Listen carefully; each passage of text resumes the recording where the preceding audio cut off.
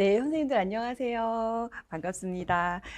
시험 최선을 다해서 답안 작성하시고 시험 보시느라 너무 고생 많으셨습니다. 오늘 답안을 이제 시험을 해설하는 그런 차원은 아니고요. 답을 안내 드리는 거라서 이제 시험지 펼치셔가지고 이렇게 조금 본인이 쓴 답을 이렇게 확인하면서 가늠을 해보시면 좋을 것 같습니다.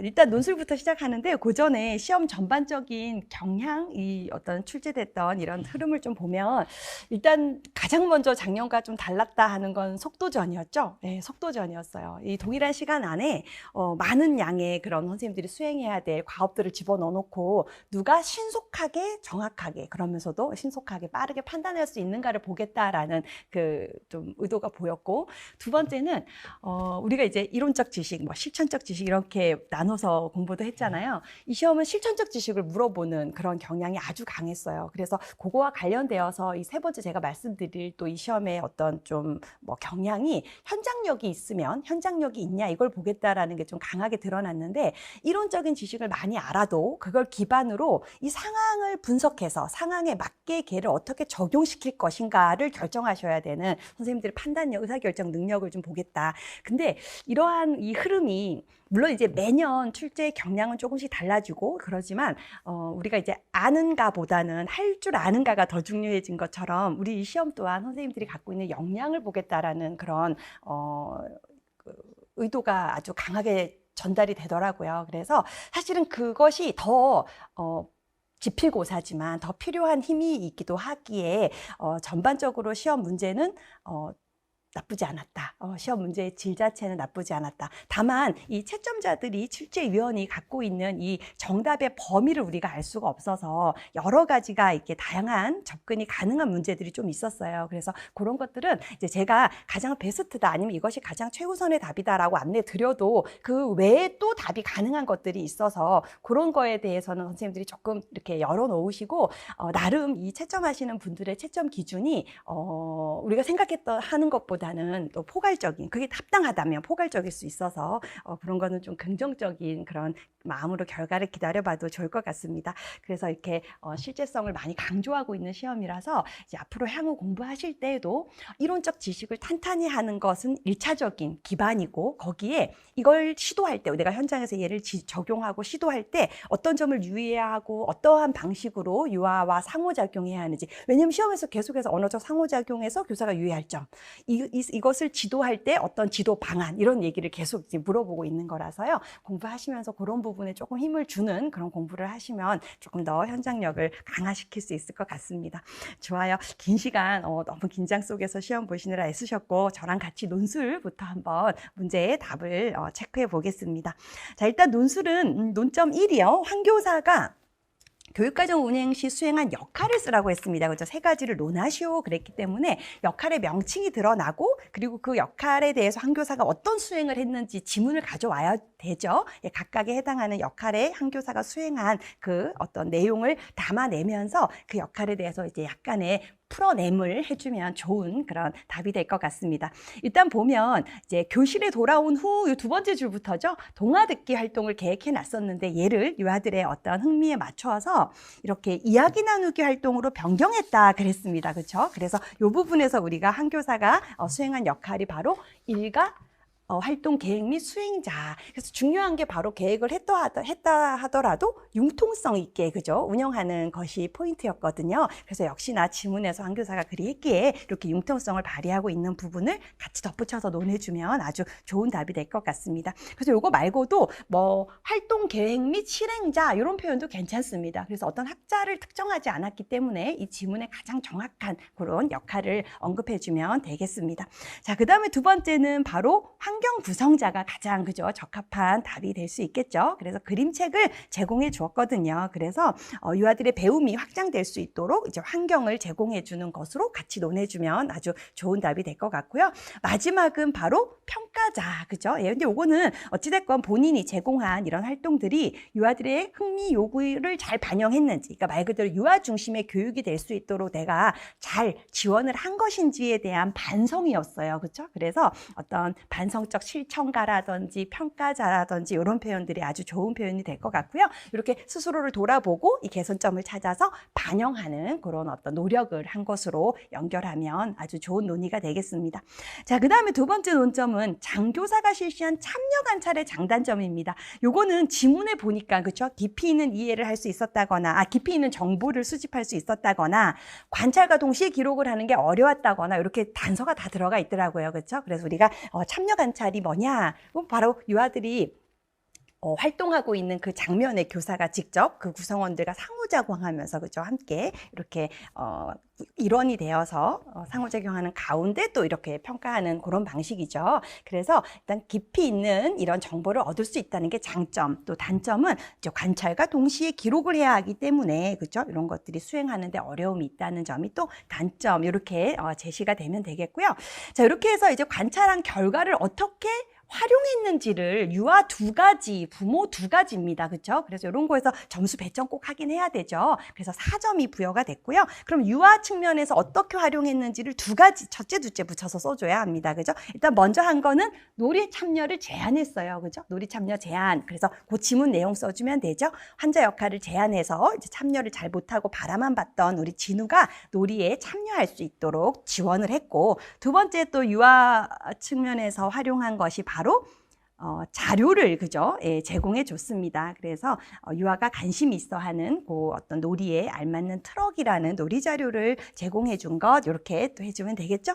자, 그다음 이 관찰 결과를 또 부모를 대상으로 활용한 것 두 가지를 또 제시해야 됩니다. 하나가 바로 가정과 부모와의 연계를 강화한 부분이었어요. 그죠? 상담의 일을 활용을 해서 이 가정에서도 진우의 놀이가 이어질 수 있도록 했다는 부분에서 답이 추출이 돼야 되죠. 자, 그리고 이제 두 번째는 부모 교육의 기회를 마련했습니다. 그렇죠? 그래서 이 또래 관계에 좀 어려움을 보이는 이 유아를 어떻게 지원하면 좋을지 부모가 이런 전문적인 어떤 기술이나 지식을 배울 수 있도록 이렇게 부모 교육을 또 운영한 것에서 활용 방안 두 번째가 나옵니다.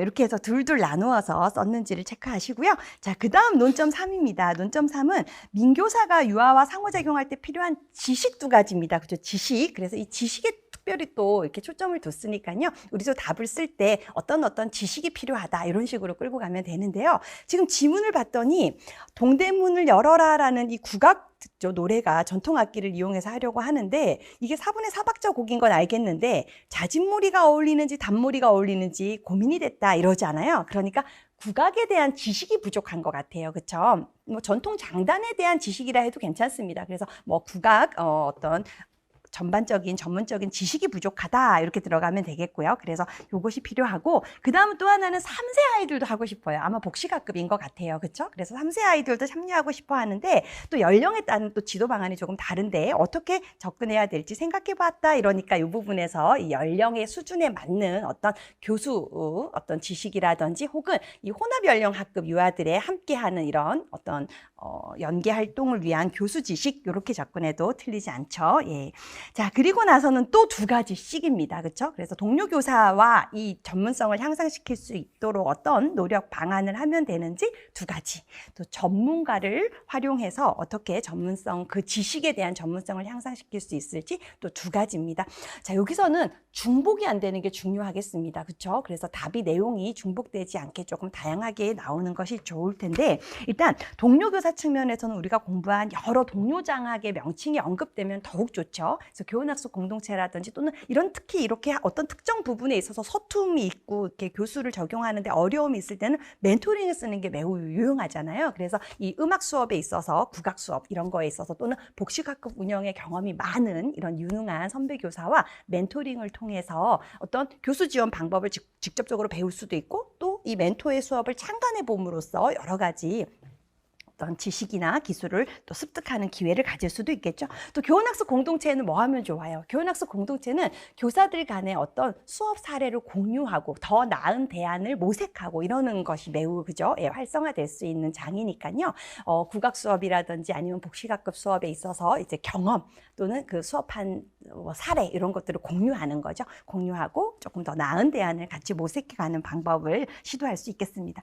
자, 그리고 전문가는 이제 국악 전문가가 나와요. 나와야 되겠죠. 그래서 우리가 전문 지식은 사실 국악 분야의 어떤 전문 강사를 초청해서 연수를 듣거나 이런 방법으로 충분히 그죠? 예, 습득할 수 있습니다. 그래서 그렇게 하나 접근하고 또 하나는 이제 혼합연령학급이 여기 지금 섞여 있거든요. 그래서 음악 교육을 이제 전공한 뭐 지역 대학의 교수라거나 이런 어떤 또는 음악 전공, 그 유아 음악 전공자죠. 이런 분들로부터 연령에 따른 어떤 음악 그 교수 기술이나 어떤 이런 어떤 방법에 대한 지식을 습득하는 것도 아주 좋은 대안이 되겠습니다. 그렇죠?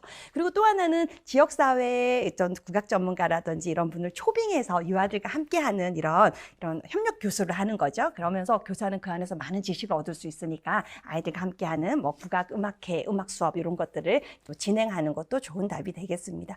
좋아요. 그래서 마지막 논점 3에 이 전문가와 동료 교사를 활용하는 방안은 이제 답이 조금 열려 있죠. 그래서 여러 가지 답이 될 가능성이 높고요. 선생님들이 중복되지 않았는지 그리고 내가 각각의 어떤 그 명칭 또는 이 어떤 전문가인지 이런 것을 명확하게 이렇게 기술했는지 이런 것들을 확인해 보시면 될 것 같습니다. 좋아요. 서론 결론은 매끄럽게 아마 어찌됐건 유아들을 지원하기 위해서 교사는 그죠? 자신의 역할 수행과 함께 끊임없는 전문성 신장을 위한 노력을 해야 된다 정도로 포인트를 잡으면 될 것 같은데요. 서론 결론 일관성 있게 썼으면 감점 대상 아니니까 그것도 확인하기 바랍니다. 좋습니다. 자, 이제 교육과정 A 보겠습니다. 교육과정 A가 서술형이 상당히 그죠? 예, 많이 비중을 차지해서 선생님들이 아주 고생을 하셨을 것 같습니다. 다만 이제 아무리 쓸 게 많다 하더라도 내 생각이 정답이 될 수 있도록 나만의 논리를 잘 풀어내야 되기 때문에 시간 부족으로 해서 간결하게 답을 썼다는 것이 무조건 좋은 것은 아닐 수 있습니다. 그래서 길든 짧든 그 안에는 핵심 논리가 잘 담겨 있어야 되는 거죠. 그래서 그 부분에 초점을 두셔서 내가 또 핵심이 잘 이렇게 전달될 수 있도록 기술했는지를 보시면 좋을 것 같고요. 자, 1번 문제 한번 같이 답을 제시해 드리겠습니다. 1번은 교육과정 문제인데요. 그죠? 우리 2019 개정 누리과정 문제입니다. A에서 신교사가 유아를 위해 지원한 내용을 쓰시옵니다. 어떤 내용을 지원했는지를 쓰는 게 이제 문제 물음인데 조건이 있어요. 유치원 교육과정 편성 운영을 그죠 반영하라 그랬습니다. 그래서 지금 A를 봤더니 제임슨이 친구들과 놀고 싶은데 다른 나라에서 이사를 왔어요. 그렇죠? 한국어를 좀 낯설어 하는 것 같아요. 한국도 낯설고 한국말도 서툴다. 그래서 놀이 끼지 못해서 교사가 뭘 했냐? 친구들이 모두 모였어요. 그러니까 제임슨과 다른 유아들이 세계 여러 나라에 대해 이야기를 나눌 수 있도록 지원한 거. 이 부분이 핵심이잖아요. 그렇죠? 그래서 당연히 편성 운영 지침은 성, 신체적 특성, 장애 종교, 가족 및 문화적 배경 등으로 인한 차별이 없도록 편성한다. 이 부분이죠. 이거와 관련하여서 이걸 반영하라 했으니까 이런 언급이 돼줘야 되겠죠. 이걸 반영해서 유아들이 다양한 어떤 문화에 대해서 이해하고 뭐 존중, 배려할 수 있도록 지원하였다라는 이야기 나누기 활동을 제공함으로써 이렇게 하였다 이러면 되겠죠. 좋습니다. 두 번째 2번 볼게요. 예.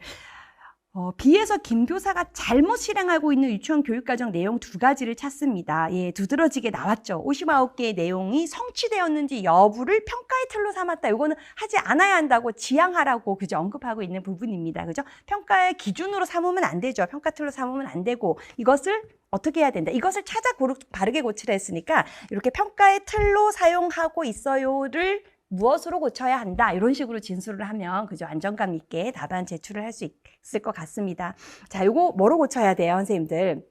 50학교 내용이 놀이 안에서 어떻게 일어나는지를 그죠? 예, 이렇게 어떻게 통합적으로 유아들이 경험하고 있는지를 평가했어요. 이렇게 고쳐줘야 되는 거죠. 그래서 59개 내용은 성취 기준이 아니라 유아들이 경험해야 될 내용이라 놀이 안에서 어떻게 이것을 경험하고 있는지를 평가했어요. 이렇게 고쳐주면 안정감 있는 답이 되겠습니다.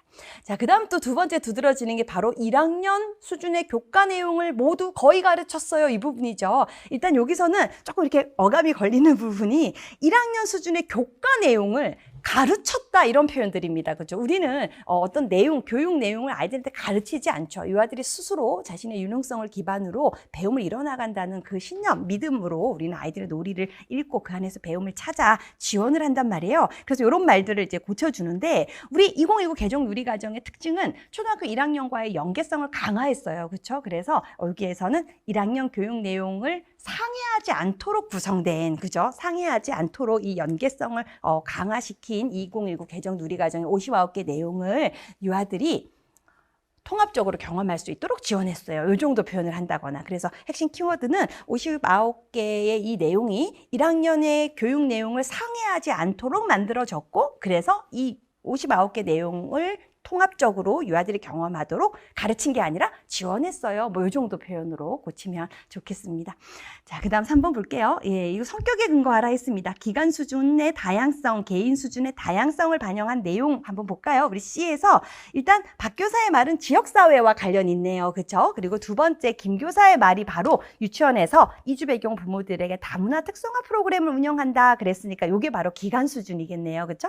자, 그리고 이제 개인 수준은 제임슨에게 그죠 모국어로 된 그림책을 제공한 거와 그다음 또래 관계를 지원하는 활동을 한 거. 그래서 요 제임슨 부분 이 개인 수준 부분에서는 두 가지를 다 썼냐 이걸 보셔야 할 것 같습니다. 그렇죠? 네, 좋아요. 2번 보겠습니다.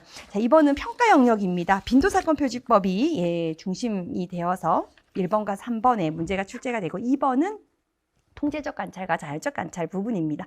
자, 일단 1번에 빈도사건 표지법의 특징을 고려하여 A에서 잘못된 것을 한 가지 찾아 바르게 고칩니다. A에서 잘못된 게 뭐였어요, 선생님들? 질적 정보를 준다는 부분이었죠. 예, 그래서 관찰하고자 하는 행동에 대한 질적 정보는 제공하지 않지만 이렇게 하면서 그죠? 요것을 다르게 바꿔줘야 되죠.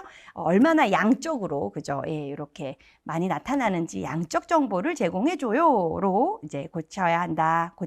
고친다. 좋습니다. 근데 바르게 고쳐 쓰라고 했기 때문에 반드시 이렇게 고쳐야 한다 이런 틀은 아니어도 되고요. 그냥 그 문장 자체로 고쳐도 됩니다. 근데 다만 틀린 것을 좀 안고 예를 들면 질적 정보는 제공하지 않지만 양적 정보를 제공해 줘요. 이렇게 고치는 거죠. 그럼 명확하게 이 질적 정보가 잘못됐고 나는 이걸 양적 정보로 고치겠다라는 의도가 전달이 될 수 있는 그런 답의 형식이겠습니다. 좋아요. 자, 그다음 2번은요. 밑줄 친 기억을 하는 이유입니다. 일반경이 핵심이죠. 예, 일반경이 있는 관찰실에서 통제 관찰을 한다. 이 부분인데 지금 통제적 관찰과 자연적 관찰은 이제 관찰 상황에 대한 그쵸 통제와 조작 여부에 따라 이렇게 구분을 하는 건데 이렇게 일반경의 교사가 들어가서 관찰을 하는 이유가 뭐냐 그랬습니다. 바로 뭐겠어요, 선생님들? 관찰 대상 유아가 자신이 관찰당하고 있다는 것에 대해서 그쵸 의식을 하게 되면 무슨 문제가 생겨요? 평소에 하지 않았던 행동을 하게 된단 말이에요. 그쵸? 그리고 의식을 하지 않고 자연스럽게 행동하도록 유도하기 위함이고 또 하나는 이렇게 추가될 수 있는 답 중에 하나가 가외 변이를 더 완벽하게 차단하겠다라는 그런 답도 좋은 답입니다, 선생님들. 그래서 통제 관찰에서 이 관찰 과정을 엄격하게 통제하면서 이 내가 보고자 하는 조건 외에 다른 조건들을 모두 다 그죠? 예, 엄격하게 통제하기 위함이다. 좋아요. 거기에 플러스 관찰 대상 유아가 자신이 관찰자로부터 관찰받고 있다는 그런 의식을 하지 않도록 하기 위함이다 하면 베스트 답이 될 것 같습니다. 자, 그 다음은 통제적 관찰은 자연적 관찰에 비해 제한점도 있어요. 이 제한점이 바로 이겁니다. 행동의 왜곡 가능성이죠. 평소에 하지 않았던 행동을 할 우려가 아주 크다는 거. 왜냐하면 아이가 딱 봤을 때 이거 뭔가 인위적으로 조작을 시켜놓은 상황인데 이런 생각을 하면서 그렇죠. 예, 자연스러운 행동을 이끌어내기가 어려울 수 있습니다. 자연적 관찰에 비해니까요. 좋아요. 자, 그 다음은요. B에서 잘못된 것 두 가지를 찾아 이유를 각각 씁니다. 빈도사건 표지법을 관찰할 때 그거 정확히 알고 있어야 그죠. 이 지침에 보고 판단이 되는데요. 일단 잘못된 거는 대상 유아 선정과 장소 선정은 맞습니다, 선생님. 이 장소 선정도요, 관찰하고자 하는 이 어떤 행동이나 사건이 자주 일어나는 그런 어떤 그 상황 자체를 교사가 미리 선정해서 진행할 수 있거든요. 그래서 뭐 교실 안에서 놀이 시간 동안 이렇게 좀 시간 부분에 있어서 제한이 없잖아요. 시간 표지법은 시간이 엄격하게 제한이 있지만 빈도사건 표지법은 시간에 구애받지 않는다 이렇게 전공서들에서 언급하거든요. 그렇죠? 그래서 이렇게 장소나 이런 어떤 상황이나 이런 것들은 교사가 설정해서 진행할 수 있습니다. 자, 그럼 지금 관찰 부분에서 조작적 정의 내린다 너무 정확한 거고요. 놀이를 방해하는 행동을 보였을 때 그 세기표시로 그죠? 이렇게 누가적으로 기록해야 되니까 맞고요. 자, 그다음 1회 3분 관찰 후 30초 기록 총 10회 이게 잘못됐죠? 이거는 시간표지법에 해당하는 내용이고, 그죠? 빈도사건표지법은 이유를 쓰는 거니까 시간의 구애를 받지 않기 때문이다, 그죠? 그래서 요것은 시간표지법에 해당하기 때문이다라고만 만약에 썼다 그러면 좀 대안을 같이 쓰는 게 더 좋은 답일 것 같고요. 이런 부분에서의 채점을 어떤 기준으로 할 것인가를 좀 우리가 해석하기가 어려운 그런 상황이긴 합니다. 하지만 다부지게 답을 쓴 것은 이것은 시간표지법에 해당하며 빈도사건표지법은 특정 시간에 구애받지 않는다라고 해주면 않기 때문이다라고 해주면 되겠고요. 자, 그다음 마지막은 놀이 방해 행동이 다양하게 관찰되었을 때 해당하는 범주에 모두 표시한다. 자, 이게 잘못되었죠. 빈도사건표지법이거든요. 그래서 그 단위가 사건이 돼요, 사건. 그래서 사건이 이제 뭐 예를 들면 하나 일어났을 때 그것에 아래 있는 행동들을 모두 이렇게 이렇게 모두 기록하게 돼버리면 너무 이렇게 과대하게 빈도가 산출되는 문제가 생깁니다. 그래서 가장 대표적인, 그러니까 그 사건의 중심이 되는 대표적인 행동 범주 한 가지를 선택해서 기록을 표시를 한다라고 고쳐져야 되거든요. 그래서 이유는 관찰 단위가 하나의 사건에 있기 때문에 이렇게 접근을 해야 됩니다. 대표적인 행동 한 가지를 기록해야 이런 뭐 빈도수의 과대 산출을 막을 수 있다거나 이렇게 진술을 하면 되겠습니다. 좋아요. 네, 고생하셨습니다. 3번 볼게요. 네, 3번은 일단 밑줄 친 기억의 대처 방법입니다. 예, 요거 유괴 관련해서 그쵸? 예, 아동의 동정심을 유발해서 이렇게 유괴범들이 쓰는 유인술들을 그쵸? 예, 우리가 이제 공부하면서 이렇게 동정심을 유발하는 경우들이 있어요. 그럼 우리 아이들은 또 도와드려야 된다는 생각을 하고 다가간다 그랬죠. 그래서 이때 어떻게 대처해야 돼요? 이거 좀 도와줘. 아저씨가 너무 힘이 없어서 그래. 이렇게 했을 때는 그죠? 정상적인 올바른 성인들은 힘이 약한 어린이들에게 이런 도움을 요청하지 않는다는 것을 알고 주변에 다른 성인에게 저분이 도와달라고 하세요, 도와주세요 이렇게 말을 해야 되는 거죠. 그래서 그 답이 초점이겠습니다. 그래서 다른 어른에게 도움을 요청해야 한다. 이렇게 대처법이니까 거기에 힘을 줘야 되겠습니다. 자, 그 다음은 밑줄 친 니은에 해당하는 유엔 아동권리협약에 따른 아동기본권리 한 가지입니다. 자, 니은은 바로 아이들의 의견을 모아 아동친화도시위원회 이런 것들을 또 아이들의 의견을 전달을 했다. 참여권이죠. 그죠? 자신의 어떤 삶에 영향을 주는 일에 그죠? 의견을 제시하고 존중받을 권리입니다. 자, 그 다음 문제는요. 유엔 아동권리협약의 원칙에 근거하여 그랬습니다. 우리 항상 조건 체크해야 됩니다. 그죠? 무차별의 원칙과 이렇게 생존 보호 발달 보장의 원칙과 아동 이익 최우선의 원칙과 아동의 의사 존중 및 참여의 원칙 이런 것들이 그저 딱딱 떠오르면서 지문을 봤을 때 이 문제는요 답이 사실 여러 가지가 될 수 있습니다. 무차별의 원칙을 빼고는 이제 접근이 가능한 그런 상황입니다. 왜냐하면 아이가 부모로부터 학대를 지금 받은 정황이 보여지는 상황입니다. 그죠? 생존과 발달이 중요하니 부모로부터 학대받은 정황이 발견되면 분리해서 보호해야 한다라고 박 교사가 말을 했어요. 자, 하지만 그러더니 부모의 이야기도 들어봐야죠. 그래요. 엄마가 때려서 같이 살기 싫어요 라고 말하며 분리를 원한다고 해도 이 말은 피해 유아가 자기 의사를 말했거든요. 저는 엄마랑 같이 있기 싫어요 라고 의사를 말했음에도 부모 입장에서는 원하는 대로 훈육할 권리가 있다 이렇게 얘기를 합니다. 그래서 부모의 어떤 훈육권, 양육권과 아동의 이런 권리 침해 이것이 충돌했을 때는 사실 부모의 양육할 권리보다 이 아이의 그런 어떤 생존을 보호하고 이럴 권리가 더 강하게 작동을 하죠. 그래서 가장 기본적으로 직접적으로 피해가 입혀지는 부분은 바로 아동의 생존 보호 발달 보장의 원칙에 입각해서 그죠? 예. 부모의 양육권보다 이 권리가 더 그죠? 우선되어야 하는데 이런 부모의 입장을 들어야 한다고 했기 때문에 잘못된 거고요. 또 하나는 아동 이익 최우선의 원칙도 충분히 좋은 답입니다. 그렇죠? 그래서 모든 어떤 행정적인 결정이나 모든 어떤 결정을 할 때는 아동의 이익이 최우선되어야 한다는 이 원칙에 위배가 되는 거죠. 아동이 이미 자신의 의사를 말했기 때문에.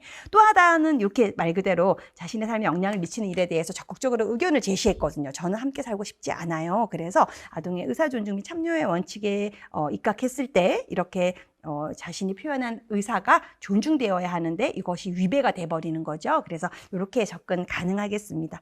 좋아요. 자, 그 다음 3번은요. 밑줄 친 디귿과 관련하여 나의 리을에 해당하는 내용과 나의 미음에 해당하는 예시를 각각 하나씩 쓰시오 이렇게 되어 있습니다. 지금 보면 기노트가 말하는 행동의 한계를 알려줄 때입니다. 그렇죠? 일단 행동의 한계 알려주는 부분에서 우리 나의 지문을 봤더니 간결하고 분명한 언어를 써야 하고요. 수용할 수 있는 행동과 할 수 없는 행동에 대한 그죠? 분명한 말을 해줘야 아이가 그 안에서 수용 가능한 범위가 무엇인지를 알아야만 그 안에서 오히려 더 안정감 있게 그죠? 이렇게 행동할 수 있다라고 우리 했는데 지금 보면 부모가 일단 그건 안 돼라고, 일단 제일 먼저, 그죠? 자녀의 요구를 비판하지 않고 일단 인정해주면서 간단하게 말해줍니다. 뭐뭐 하고 싶구나. 너 지금 바깥 놀이터에 나가서 놀고 싶구나. 라고 혼자 가서 놀고 싶구나. 이렇게 말해줬어요. 그런 다음에는 제한할 행동에 대해서 분명하게 통제한다. 그랬습니다. 그런데 혼자 가는 건 위험해서 안 돼. 그랬습니다. 그 다음에 해줘야 될 건 당연히 뭐예요, 선생님들?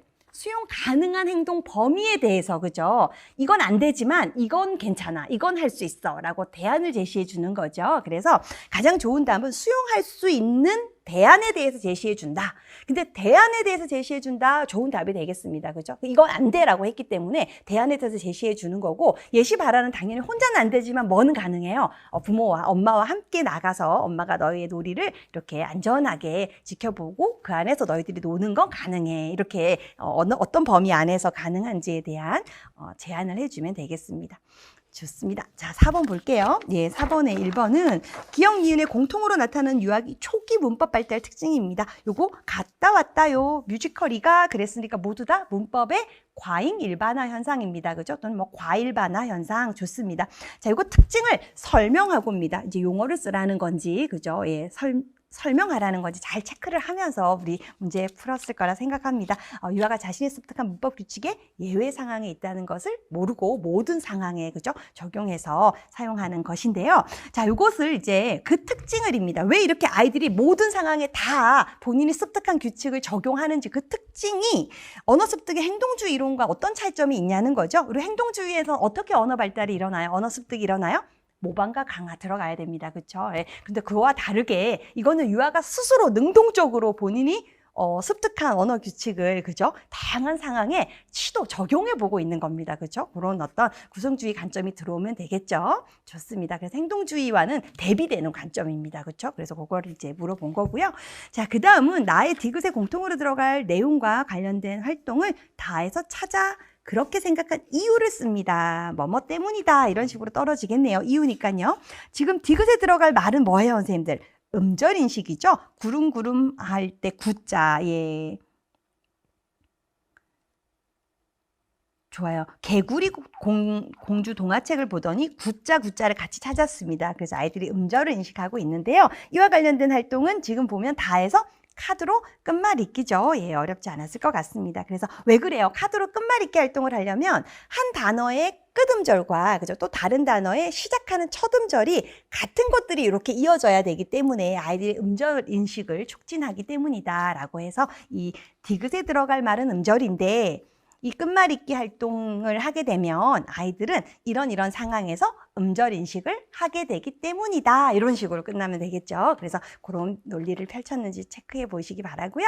자, 그 다음 3번은 언어의 제영역입니다. 여러 영역, 언어의 영역하면 듣기, 말하기, 읽기, 쓰기. 그쵸? 이것 중에 A, B를 포괄하는 영역입니다. 지금 보면 A에 들어갈 말이 음성 언어에 해당하고요. B에 들어갈 말은 수용 언어에 해당하죠. 요거 두 개가 중복되는 영역이 바로 듣기 되겠습니다. 그렇죠? 그리고 그와 관련된 활동을 찾아서 또 그냥 활동명을 찾아 쓰시오니까 언어 지시 따르기 활동 요거를 써주면 되는 거죠. 듣고 나서 그거에 따라 어떤 행동을 해야 하는 거니까요.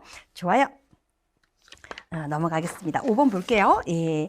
의사소통 영역의 내용 범주인 읽기 쓰기 관심 가지기 내용과 관련하여 교사가 가해서 지원한 내용입니다. 자, 지금 보면 이거 지금 장난감 놀이 시간인데 본인들이 만든 장난감 이거 정리하고 싶지 않아요. 그래서 교사가 마지막에 나오죠. 너희들의 생각을 써두면 어떨까? 이 부분입니다. 그죠? 너희들의 생각을 써두면 어떨까? 만지지 마시오라고 써. 그러면서 아이들이 이렇게 써서 이렇게 자신의 의사를 전달을 한 상황입니다. 그러니까 당연히 자신의 생각을 글자와 비슷한 형태로 표현한다와 관련해서 유아들이 의도를 글로 써서 그죠? 나타낼 수 있도록 또는 전달할 수 있도록 지원하였다. 자, 그 다음 나의 A와 관련하여 B의 교사 대화 중 잘못된 내용 두 가지를 찾아 각각을 바르게 고칩니다. 지금 잘못된 내용이 하나가 바로 음소결합 부분이죠. 지금 보면 단어를 삽입해서 문장을 만드는 상황이에요. 비밀의 성은 섬에 있어요. 비밀의 성은 해서 단어카드에서 뽑아오는 거거든요. 그죠? 비밀의 성은 무엇을 타고 가요? 뭐 비행기를 타고 가요. 열기구를 타고 가요. 이런 식으로 됩니다. 그쵸? 그래서 요거 음소결합이 아니라 뭐로 당연히 단어 결합으로, 그죠? 예, 보물지도 문장 만들기 놀이를 하면서 음소결합이 아니라 단어 결합을 경험할 수 있어 흥미롭네요로 고쳐야 한다. 이런 식의 어떤 표현을 바꿔주면 되고요. 자, 그 다음 또 틀린 것은 바로 분리하여, 듣기 말하기 읽기 쓰기를 분리하여 운영하고 있다는 부분이죠. 그래서 요거는 분리하여 운영한다는 것을 통합하여 운영하고 있다로 고쳐야 한다. 좋습니다. 자, 그 다음 다의 가로에 들어갈, 공통으로 들어갈 용어 개념을 이번에는 설명하고 옵니다. 이랬을 때 이제 용어도 써주면서 개념을 설명해주면 좋은 답이 되겠죠. 자, 일단 김 교사는 유아의 읽기 발달을 위해서 의문인식과 철자 소리 대응 등을 포함하는 이것과 언어 이해가 필요하다고 하는데 좋습니다. 그럼 지금 읽기를 하려면 A와 B의 어떤 기술이 필요하다는 거죠. 그래서 지금 언어 이해가 나왔어요. 의미 처리하는 부분이 나왔어요. 그죠? 그러니까 지금 나와야 될 하나는 해독이 되는 거죠. 디코딩. 글자를 말소리로 옮겨내는 거. 그 능력과 함께. 특히나 의문인식과 철자 소리 대응 부분이 바로 이 해독에 아주 밀접히 닿아 있는 영역이고요. 그죠? 자, 근데, 정교사의 말도 가로가 하나 더 있거든요. 그걸 보면 저는 이것 발달을 위해 우리 반 아이들이 좋아하는 과자 이름과 같은 친숙한 글자를 활용한 놀이와 그림책을 지원하고 있어요. 이런 부분에서는 사실 우리 선생님들 요거 단어 인식, 단어 제인, 단어 인식 요 부분도 틀린 답으로 매길 것 같지는 않습니다. 단어 제인도 왜냐하면 단어 제인이라는 건 선생님들 단어를 빠르면서도 정확하게 식별해서 의미까지 처리하는 거거든요. 의미를 알아차리는 거예요. 의미 단위까지 이렇게 인지하는 능력인데 지금 보면 김 교사의 말에는 언어 이해라는 의미 처리 부분이 빠져 있어서 이 가로에 들어갈 말이 해독이 그죠? 정확하게 이렇게 딱 맞아떨어지는데 정 교사의 말은 해독도 당연히 타당하고 정 교사의 말에 조금 이렇게 의미를 더 우리가 부여하자면 단어 제인이라든지 단어 인식까지도 틀린 답이 되지 않겠습니다. 그래서 일단 베스트 답은 해독으로 글자를 말소리로 바꾸는 그런 과정을 말하죠. 그런 기술을 말한다. 좋아요. 그래서 인쇄된 글자를 보고 철자 소리 대응을 통해서 빠르게 말소리로 옮기는 그런 기술을 말한다. 자, 그 다음은요. 어휘 습득에 있어서 C에 나타난 방법이 중요한 이유입니다. 이것이 중요하게 작용하는 이유. 지금 C를 보면 이거 뭐예요, 선생님들? 간접적 어휘, 그죠? 지도 방법을 쓰는 거잖아요. 옹기나 이런 가마나 빚는다 이런 어휘들을 잘 몰라서 여러 책의 다른 장면에 같은 어휘가 나오니까 또 이것을 이해하더래요. 자, 이번 주 옹기 축제가 있어요. 그래서 직접 옹기를 또 빚어보면서 아이들이 이렇게 경험을 하면 어휘에 도움이 된다. 뭐예요? 유아들이 교사가 일방적으로 단어의 개념, 정의를 알려주는 방식이 아니라 스스로 다양한 맥락 속에서 이 단어의 의미를 추론해보는 경험을 함으로써 의미를 습득해요. 그러니까 스스로 얻은 지식이야. 그러니까 당연히 깊이 있는 이해와 함께 또 파지 효과 또한 크기 때문에 이렇게 능동적으로 의미 구성하게 이끄는 이런 간접적 어휘지도 방법이 중요하다라는 논리로 끌어나면 되겠죠. 그래서 간접적 어휘지도 방법의 어떤 요지를 잘 담아냈으면 사실 정답으로 채점 될 확률이 아주 큽니다. 뭐 깊이 있는 언어, 단어의 의미를 알게 되고 파지 효과가 크다 이런 것들은 들어가면 그게 사실 중요한 거거든요. 이 직접적 어휘지도 방법 또한 아이들이 어휘의 개념을 학습하는 건 맞아요. 근데 교사로부터 일방적으로 전달받은 거라서 아이들이 그 순간은 그렇지만 본인들이 직접 체험하고 여러 맥락에서 추론함으로써 의미를 이렇게 딱 조직감 있게 끼워 맞춘 것보다는 훨씬 더 깊이 있는 이해라든지 파지 효과 이런 걸 기대하기는 어렵거든요. 그래서 요 스스로 능동적으로 의미를 구성하면서 이 단어의 의미를 좀 더 정확하면서도 깊이 있게 이해할 수 있게 되고 또 파지 효과가 이 전이나 파지 효과가 크다 이렇게 접근하면 아주 좋을 것 같습니다. 하지만 스스로 능동성을 갖고 의미를 다양한 맥락 속에서 추론하는 경험을 제공하기 때문에 중요하다. 이런 답도 좋은 답입니다. 간접적 어휘지도 방법의 정의를 내포해서 잘 썼다면 정답 처리해도 좋겠습니다. 좋아요. 6번 볼게요. 네. 좀 속도를 내야 되겠네요. 그쵸? 네, 6번에 제가 이거 답안 안내한다 그러고 뭐 약간 자꾸 말을 덧붙이게 되네요. 네, 6번에 가에서 미추신 기억에 나타난 가상적 내러티브 구성 요소입니다. 선생님들 가상적 내러티브 만들 때는 이야기 문법이 그죠? 중요하게 작동한다. 이야기 문법. 그래서 이야기 문법 구성 요소로 접근을 하면 되는데요. 지금 보면 물속에 갑자기 악어가 나타났어요. 문제 발생한 거죠. 그래서 일단 큰 강물에 긴 징검다리가 이때 물에 빠지지 않게 건너가야지 라고 해서 폴쩍폴쩍 하고 있는데 갑자기 악어가 나타났단 말이에요. 이건 일단 계기가 되는 사건이라고 해도 좋고요. 또는 갈등 좋은 답입니다. 그죠? 또는 문제 발생이니까요. 문제 또는 이게 가상적 내러티브 요소가 딱 명확하게 뭐뭐다 이러기보다는 이제 많은 학자들이 이야기 문법 요소를 내러티브 구성 요소로 일치시켜서 언급은 하고 있어요. 그래서 이제 계기가 되는 사건 이런 표현을 쓰면 되고요. 뿐만 아니라 우리가 이제 이야기를 만들 때 이야기의 어떤 그런 플로 전개 흐름과 관련해서 이런 것들이 정점, 아주 큰 그런 어떤 문제가 그죠 지금 발생한 상황이라서요. 정점 이렇게 또 언급을 하기도 합니다. 그래서 계기가 되는 사건 또는 사건, 갈등, 문제, 정점 이런 표현으로 접근했으면 정답 처리하시면 되겠습니다. 자, 그다음 글과 그림의 관계를 그림책 장면에서 좋아요. 요거 선생님들 우리 배우지 않은 부분인데요. 여기 보면 지금 이 그림책에서 글과 그림의 관계를 설명할 때 동행 관계냐 비동행 관계냐, 동행 관계 안에서도 이게 결합적 동행이냐 아니면 보완적 동행이냐 이렇게 또 나눠지고, 보완적 동행 안에서도 이게 구체화냐 아니면 확장이냐 아니면 교대 배치냐 이렇게 또 분류가 또 나눠지는데, 지금 이 상황은 구체화에 해당해요, 선생님들. 그래서 보완적 동행 중 구체화 또는 보완적 동행을 다른 말로 보완관계라고도 하거든요. 보완관계. 그러니까 보완관계, 보완적 동행, 이게 바로 글과 그림이 서로 보완을 해줘. 글 하나만으로도 완성이 안 되고 그림 하나만으로도 완성이 안 되고 이 둘이 서로 보완을 해줘서 하나의 어떤 의미 전달이 되는, 이야기가 완성되는 그런 어떤 그 그림책들을 보완적 동행 이렇게 말을 해요. 또는 보완관계다 이렇게 말하는데, 그 안에도 이제 4가지의 세부 구조가 나눠지는데요. 그 중에서 지금 이 그림을 보면 아이가 야구방망이로 이렇게 어항을 그죠 깨려고 하는 것 같아요. 이렇게 치려고 하는 것 같아요. 근데 그 글 텍스트는 연우야 안 돼가 나오거든요. 그러니까 지금 이 그림이 글 텍스트 연우야 안 돼라고 한 내용의 이유를 구체적으로 설명해 주고 있어요. 그렇죠? 왜 연우야 안 돼라고 하지?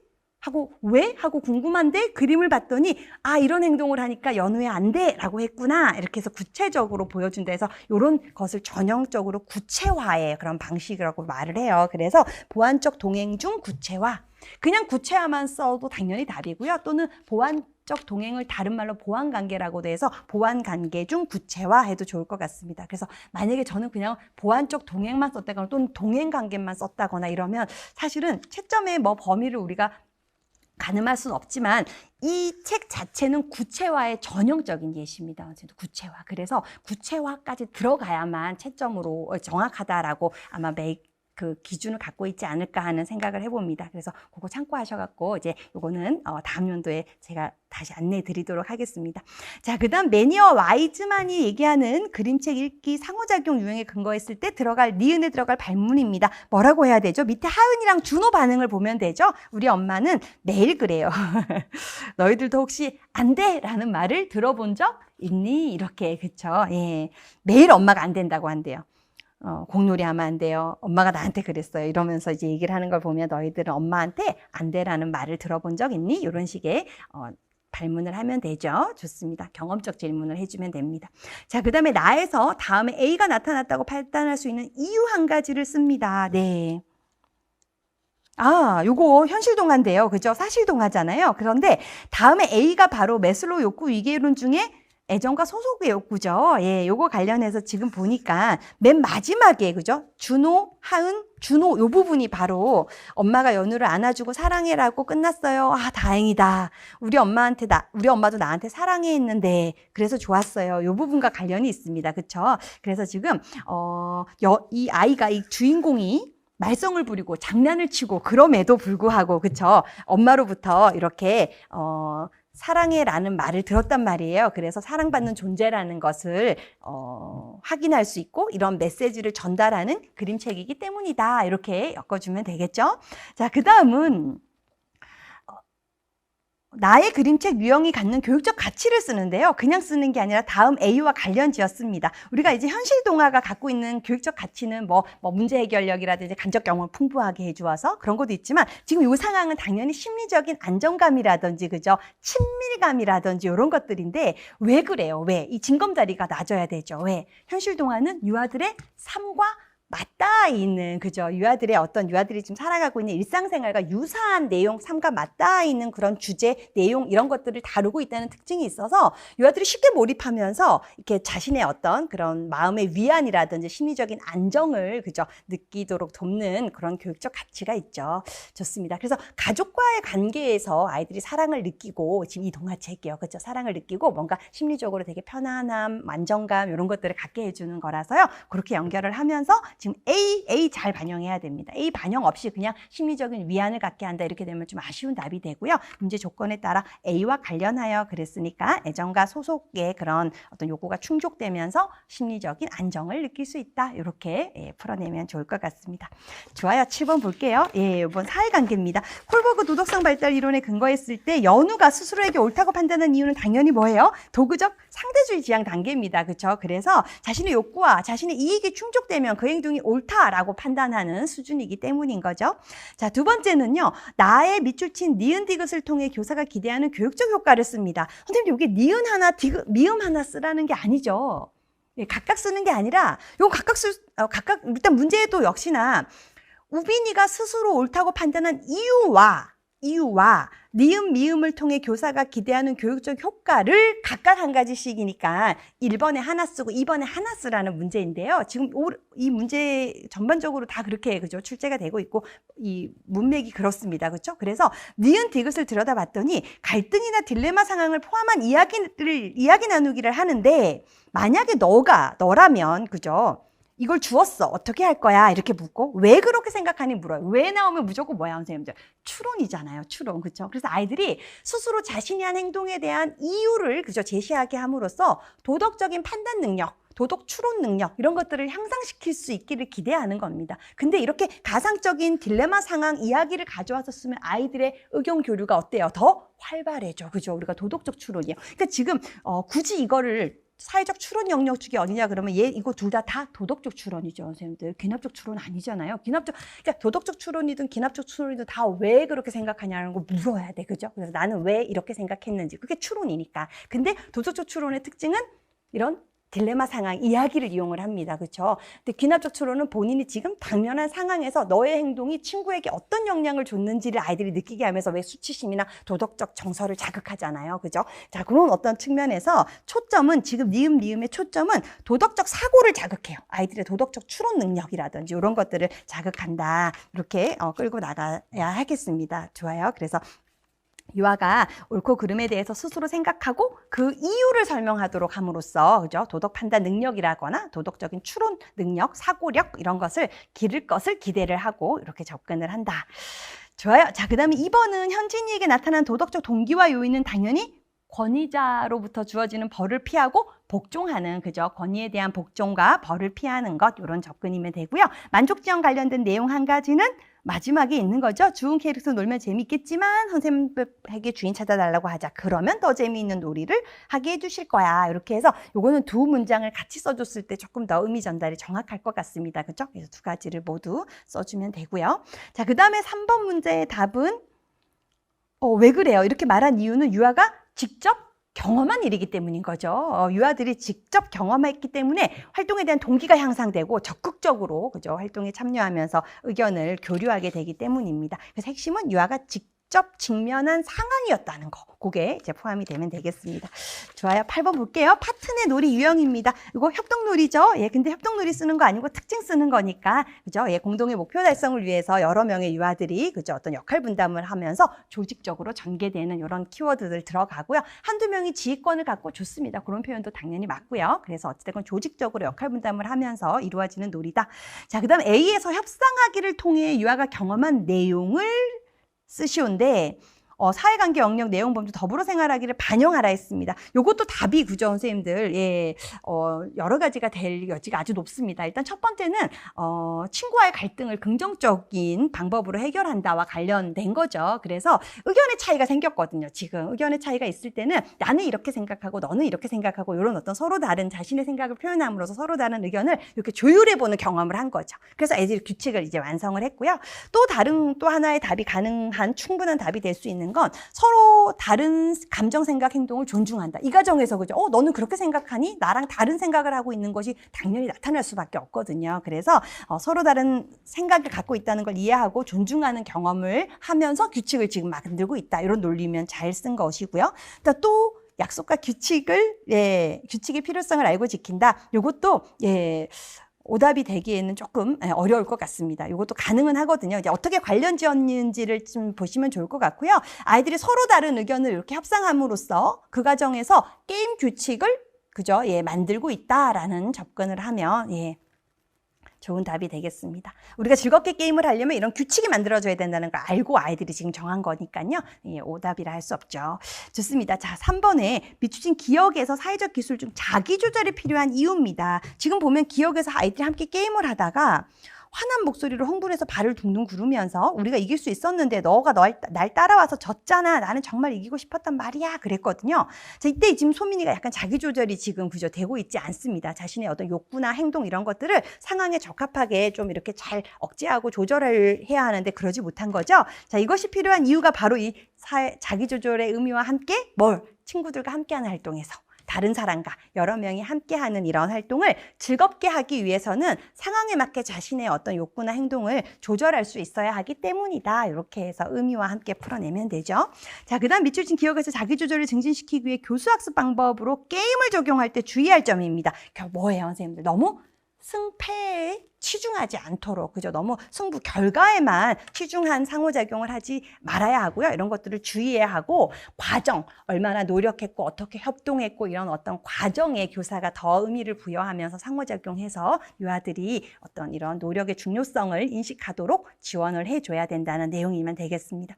자, 그 다음 이제 정서적 지원입니다. 요거 핵심이 뭐예요, 선생님? 우리가 정서적 지원은 공감, 위로, 격려 이런 것들 생각해 볼 수 있는데요. 지금 많이 화가 나 있어요. 그래서 정말 이기고 싶었는데 결과가 이렇게 돼서 속상하지, 그죠? 속상했구나 해주고 나서 그런데 그 과정에서 노력한 건 너무 대단했어. 이렇게 해주면 아주 좋을 것 같습니다. 그렇죠? 많이 속상했지 이렇게 하고 그러면서 하지만 열심히 최선을 다해서 한 것은 매우 대단했어. 이렇게 얘기해 주면 되겠죠. 자, 이런 것들이 우리 선생님들이 실제 현장에 가서 아이들과 대화하거나 이랬을 때, 그죠? 이렇게 잘 접근할 수 있는지를 요구하는 문제인 것 같습니다. 좋아요. 자, 이제, B형 보겠습니다. 네. 자, 우리 B형 1번은, 요거는 일단 기본 동작 유형이 다른 거라 했으니까 이동, 비동 조작으로 접근을 해야 되는 거고요. 그쵸? 흔들거리기 관련돼서는 비동이고 나머지 것들은 모두 이동 동작이다라는 게 답의 요지죠. 그래서 정의 함께 써줬으면 아주 잘 쓴 거고요. 다른 동작은 장소를 이동하는 그런데 초점을 두고 있는 이동 동작인 반면 흔들거리는 장소 이동 없이 몸을 중심으로 해서 움직이는 비동 동작이기 때문이다. 자, 그리고 이 동작을 설명하래요. 우리 흔들거리기는 시계추처럼, 그죠? 또는 포물선을 그리며, 그죠? 몸에 긴장을 쭉 풀고 이완함으로써 또는 좌우로 또는 앞뒤로 몸을 자유롭게 시계추처럼 또는 포물선을 그리며 흔드는 그런 동작이다. 자, 브래드켄과 로즈 그란트 A에서 교사가 제시한 게임 유형이 다른 거 하나가 바로 모두 시범이더라고요. 그죠? 시범을 보이는데 김 교사가 엄마 사슴 역할을 하고 유아들이 다른 역할을 나누어서 함께 활동한 부분, 이 부분이 다른 내용이었어요. 그죠? 그리고 요거에 해당하는 게임 유형을 이번에는 설명하시오 아니고 쓰시오니까 함께 구성하기, 요것만 딱 써주면 되죠. 자, 그 다음 교과 중심 통합이 이루어진 사례입니다. 니은에서 여기 보면 지금 로켓 놀이 할 때 유아들과 함께 앉았다가 10부터 거꾸로 수세기를 해요. 요거 당연히 수학입니다. 그죠? 수학. 그리고 0이 되면 누가 더 높게 점프하냐. 그랬으니까 19, 87 수를 센 다음에 누가 더 점프를 높게 하냐. 그랬으니까 체육에 해당하죠. 좋아요. 그래서 교과 영역이라고 표현을 했기 때문에 교과 중심 통합이라고 했고, 그러니까 교과목을 쓰라는 의도가 분명하게 드러납니다. 그래서 수학, 동작까지도 오답되지 않을 것 같고, 듯한 생각이 들고요.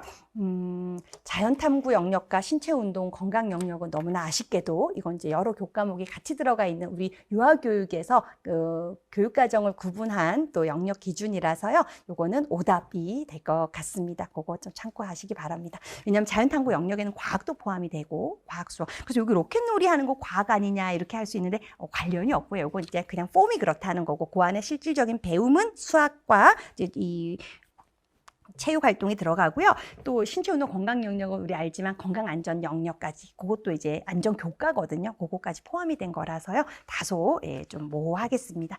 자, 그다음 2번 볼게요. 여기서 지금 우리 소아비만이 원인 한 가지 철수는 움직임을 싫어했어요. 그렇죠? 신체 활동 부족. 좋아요. 자, 지도 방안은 당연히 뭐겠어요.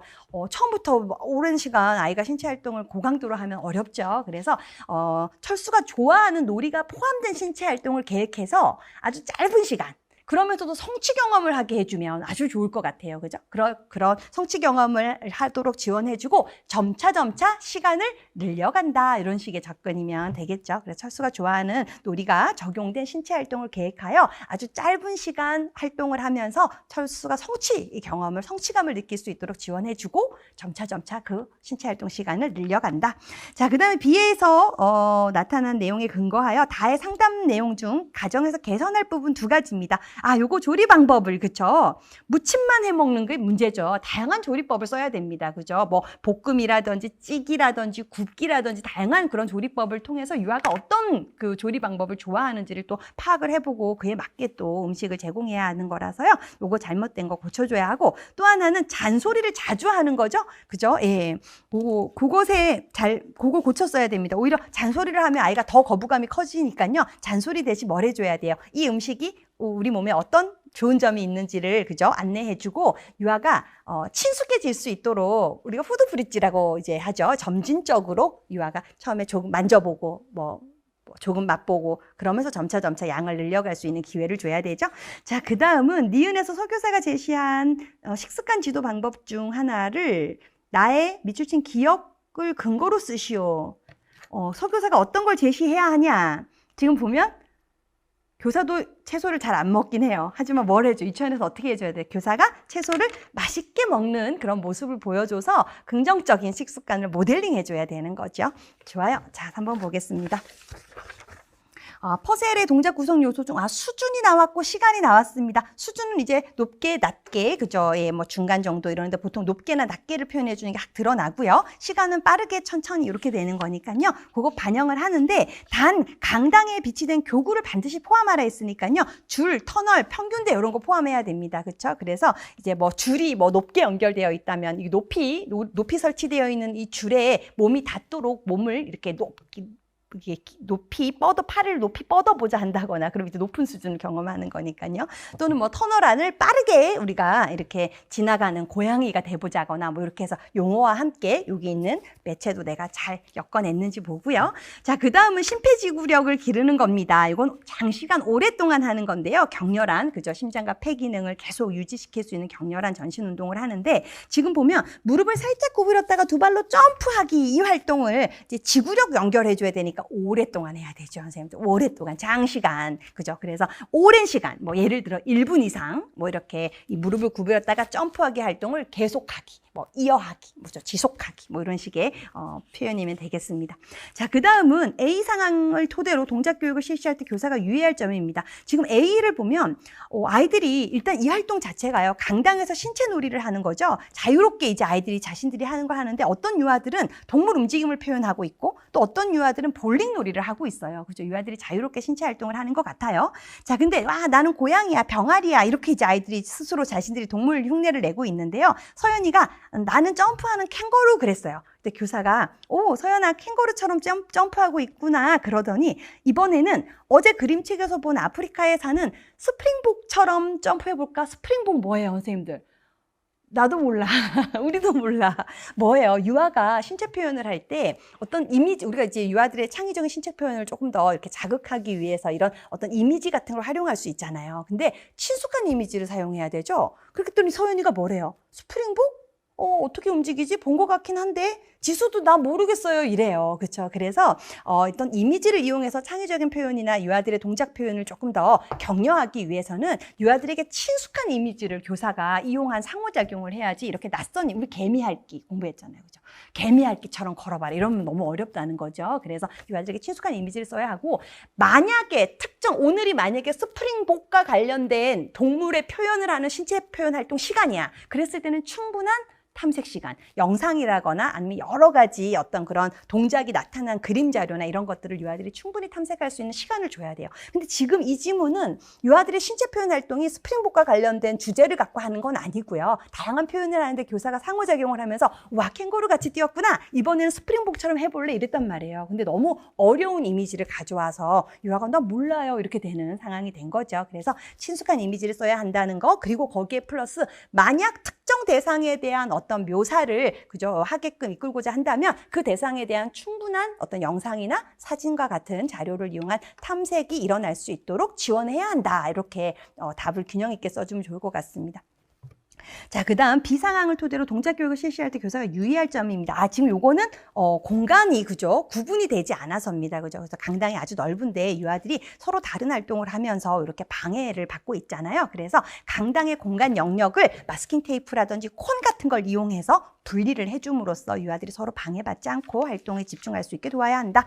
좋아요. 4번 보겠습니다. 네. 우연의 효과로 나타난 미술 활동이 아닌 것. 좋아요. 요거 우리 배우지 않은 배틱이 나왔습니다. 그렇죠? 배틱 활동이 답이고요. 기법은 요거 우리 비밀 그림 그릴 때처럼 이렇게 크레파스라든지 아니면 양초 같은 걸로 그림을 그리고 거기에 이제 수채 물감을 딱 입히면 물과 기름이 섞이질 않기 때문에 이렇게 흔적이 드러나는 그런 접근이거든요. 그래서 일단 1번 답은 배틱 활동이고, 왜냐면 마블링도 그렇고 굿을 굴리기도 그렇고 거품 찍기도, 거품도 물과 세제를 섞어가지고 그렇죠, 이렇게 색소 넣어가지고 불어갖고 막 생기는 거품의 도화지를 딱 이렇게 하면 어떤 게 찍힐지 예상하기 어려운 우연의 효과가 맞죠. 그래서 아마 선생님들이 모든 게 다 우연의 효과인데 배틱은 아닌 것 같아, 배틱이 뭔지는 모르지만 아닌 것 같아 했을 수도 있을 것 같아요. 아는 분들은 또 이렇게 비밀 그림 그리는 게 배틱인지 알았던 분들은 아마 접근했을 수 있을 것 같은데요. 그래서 요 활동이 1번은 내가 배틱은 썼는데 2번에 특징을 못 썼어. 그럼 얘는 분리가 되는 그런 답으로 채점이 가능합니다. 그래서 1번은 맞다고 하시면 될 것 같고 2번은 틀렸다고 하시면 될 것 같은데요. 양초나 크레파스로 그림을 그린 후에 수채 물감으로 이렇게 채색을 합니다. 그래서 물과 기름이 섞이지 않는 반발성도 좋고 아니면 배수성이라 표현해도 좋고 이런 원리를 이용한 기법이다라고 특징을 써주면 되겠고요. 자, 그다음 밑줄친 기억에 해당하는 미적 원리입니다. 파란비, 노란비가 계속해서 번갈아 내린다. 번갈아가 핵심입니다. 그죠? 반복 원리죠. 반복 원리. 조형 원리가 조형의 어떤 요소, 동일한 조형의 요소가 색이든 형태든 이런 것들이 일정한 규칙에 따라 그죠? 되풀이 되는 원리를 말한다. 왜냐하면 원리를 설명하라 했기 때문에 그죠? 내용을 써줘야 되겠네요.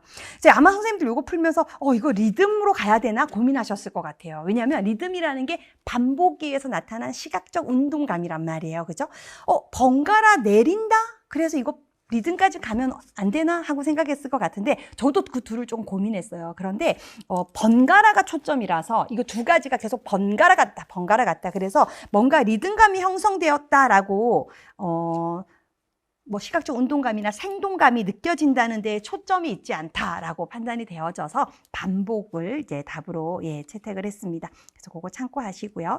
반복은 색이나 형태가 일정한 규칙에 따라 되풀이 되는 거거든요. 그래서 요거 두 개가 반복된다 그랬기 때문에 내린다 부분에서 뭔가 그래서 마치 비가 막 아주 세게 하늘에서 내리는 것 같아라거나 이런 되풀이 반복됨으로써 막 비가 막 쏟아지는 그런 느낌이 들어라고 했다거나 이랬으면 그게 오히려 움직임으로 좀 초점이 옮겨지면서 리듬이네 이렇게 또 판단이 될 것 같은데요.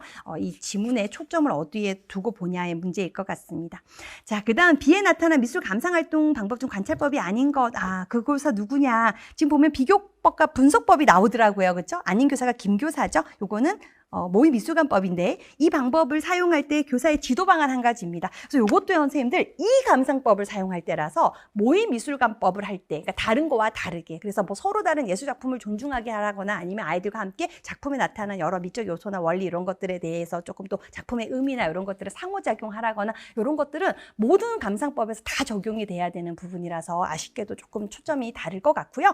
얘는 이제 전시 과정에서 유아들이 함께 참여해요. 미술관을 꾸밀 때도 유아들과 함께 하고, 그렇죠? 그리고 또 미술관을 다 꾸미고 나서 이게 미술관에 관람을 할 때도 우리가 이제 도슨트라 그러죠. 뭐 해설과 그다음에 관람객의 역할 이런 것들을 나누어서 이렇게 좀 바꿔가면서 아이들이 이렇게 미술관 이런 감상을 할 수 있게 모의 미술관법을 감상할 수 있도록 하고, 거기에 플러스 뭐 경매 활동은 더 덧붙여도 좋고, 뭐 작품을 구매해보는 이런 것들은 뭐 붙여도 좋고 그럴 것 같습니다. 좋아요. 그래서 아이들이 이렇게 해설 역할, 도슨트 역할과 관람객의 역할을 나누어서 이렇게 또 다양하게 바꿔가면서 해볼 수 있도록 해서 즐거우면서도 진지한 미술 감상이 될 수 있도록 지원한다. 이렇게 쓰면 좋을 것 같아요. 그래서 미술관을 함께 꾸미는 것부터 함께 하는 거, 유아들이 직접 참여해서 꾸미는 내용을 써주면 되겠습니다.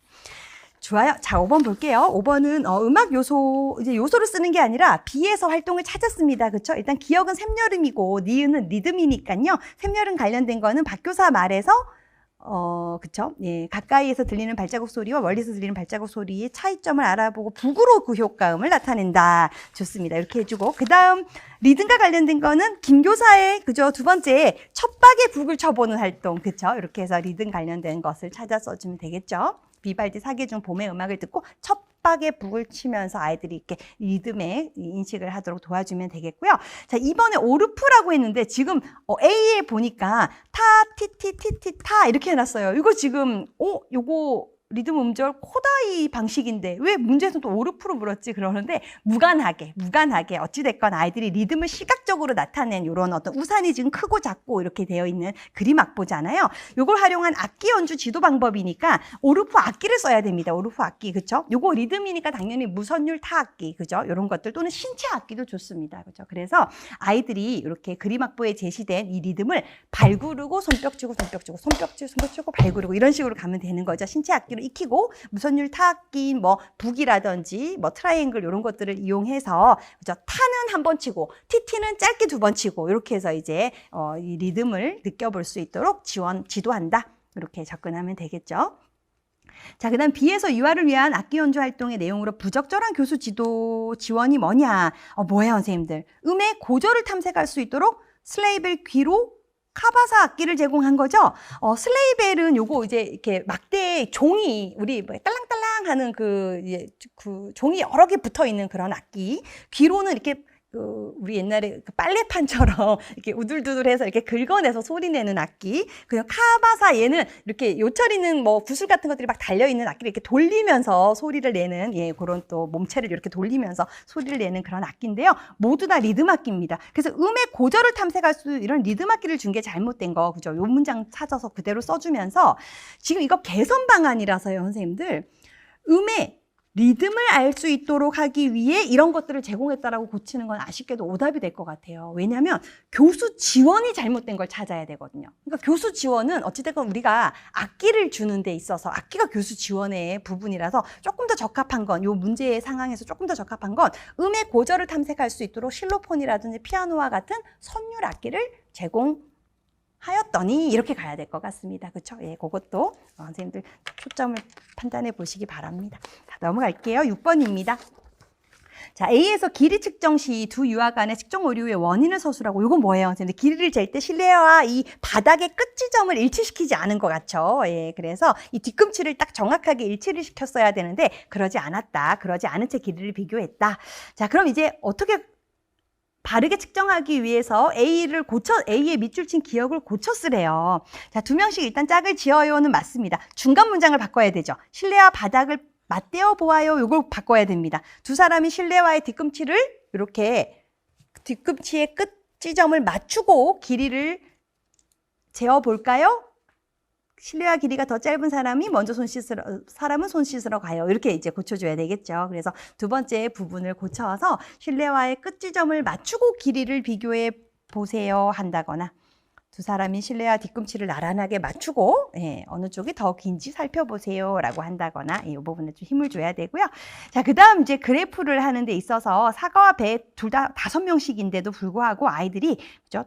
사과가 더 많다라고 한 이유입니다. 요거 당연히 뭐예요? 선생님들 사이 간격, 앉아있는 그 자리의 간격은 아이들이 고려하지 못하고 전체 공간을 차지하고 있는 이 전체 길이만 보고 수량 관계를 판단했기 때문이다 라고 가야 되죠. 네. 자, 그리고 이를 개선하기 위한 방안입니다. 뭐 어떻게 해야 돼요?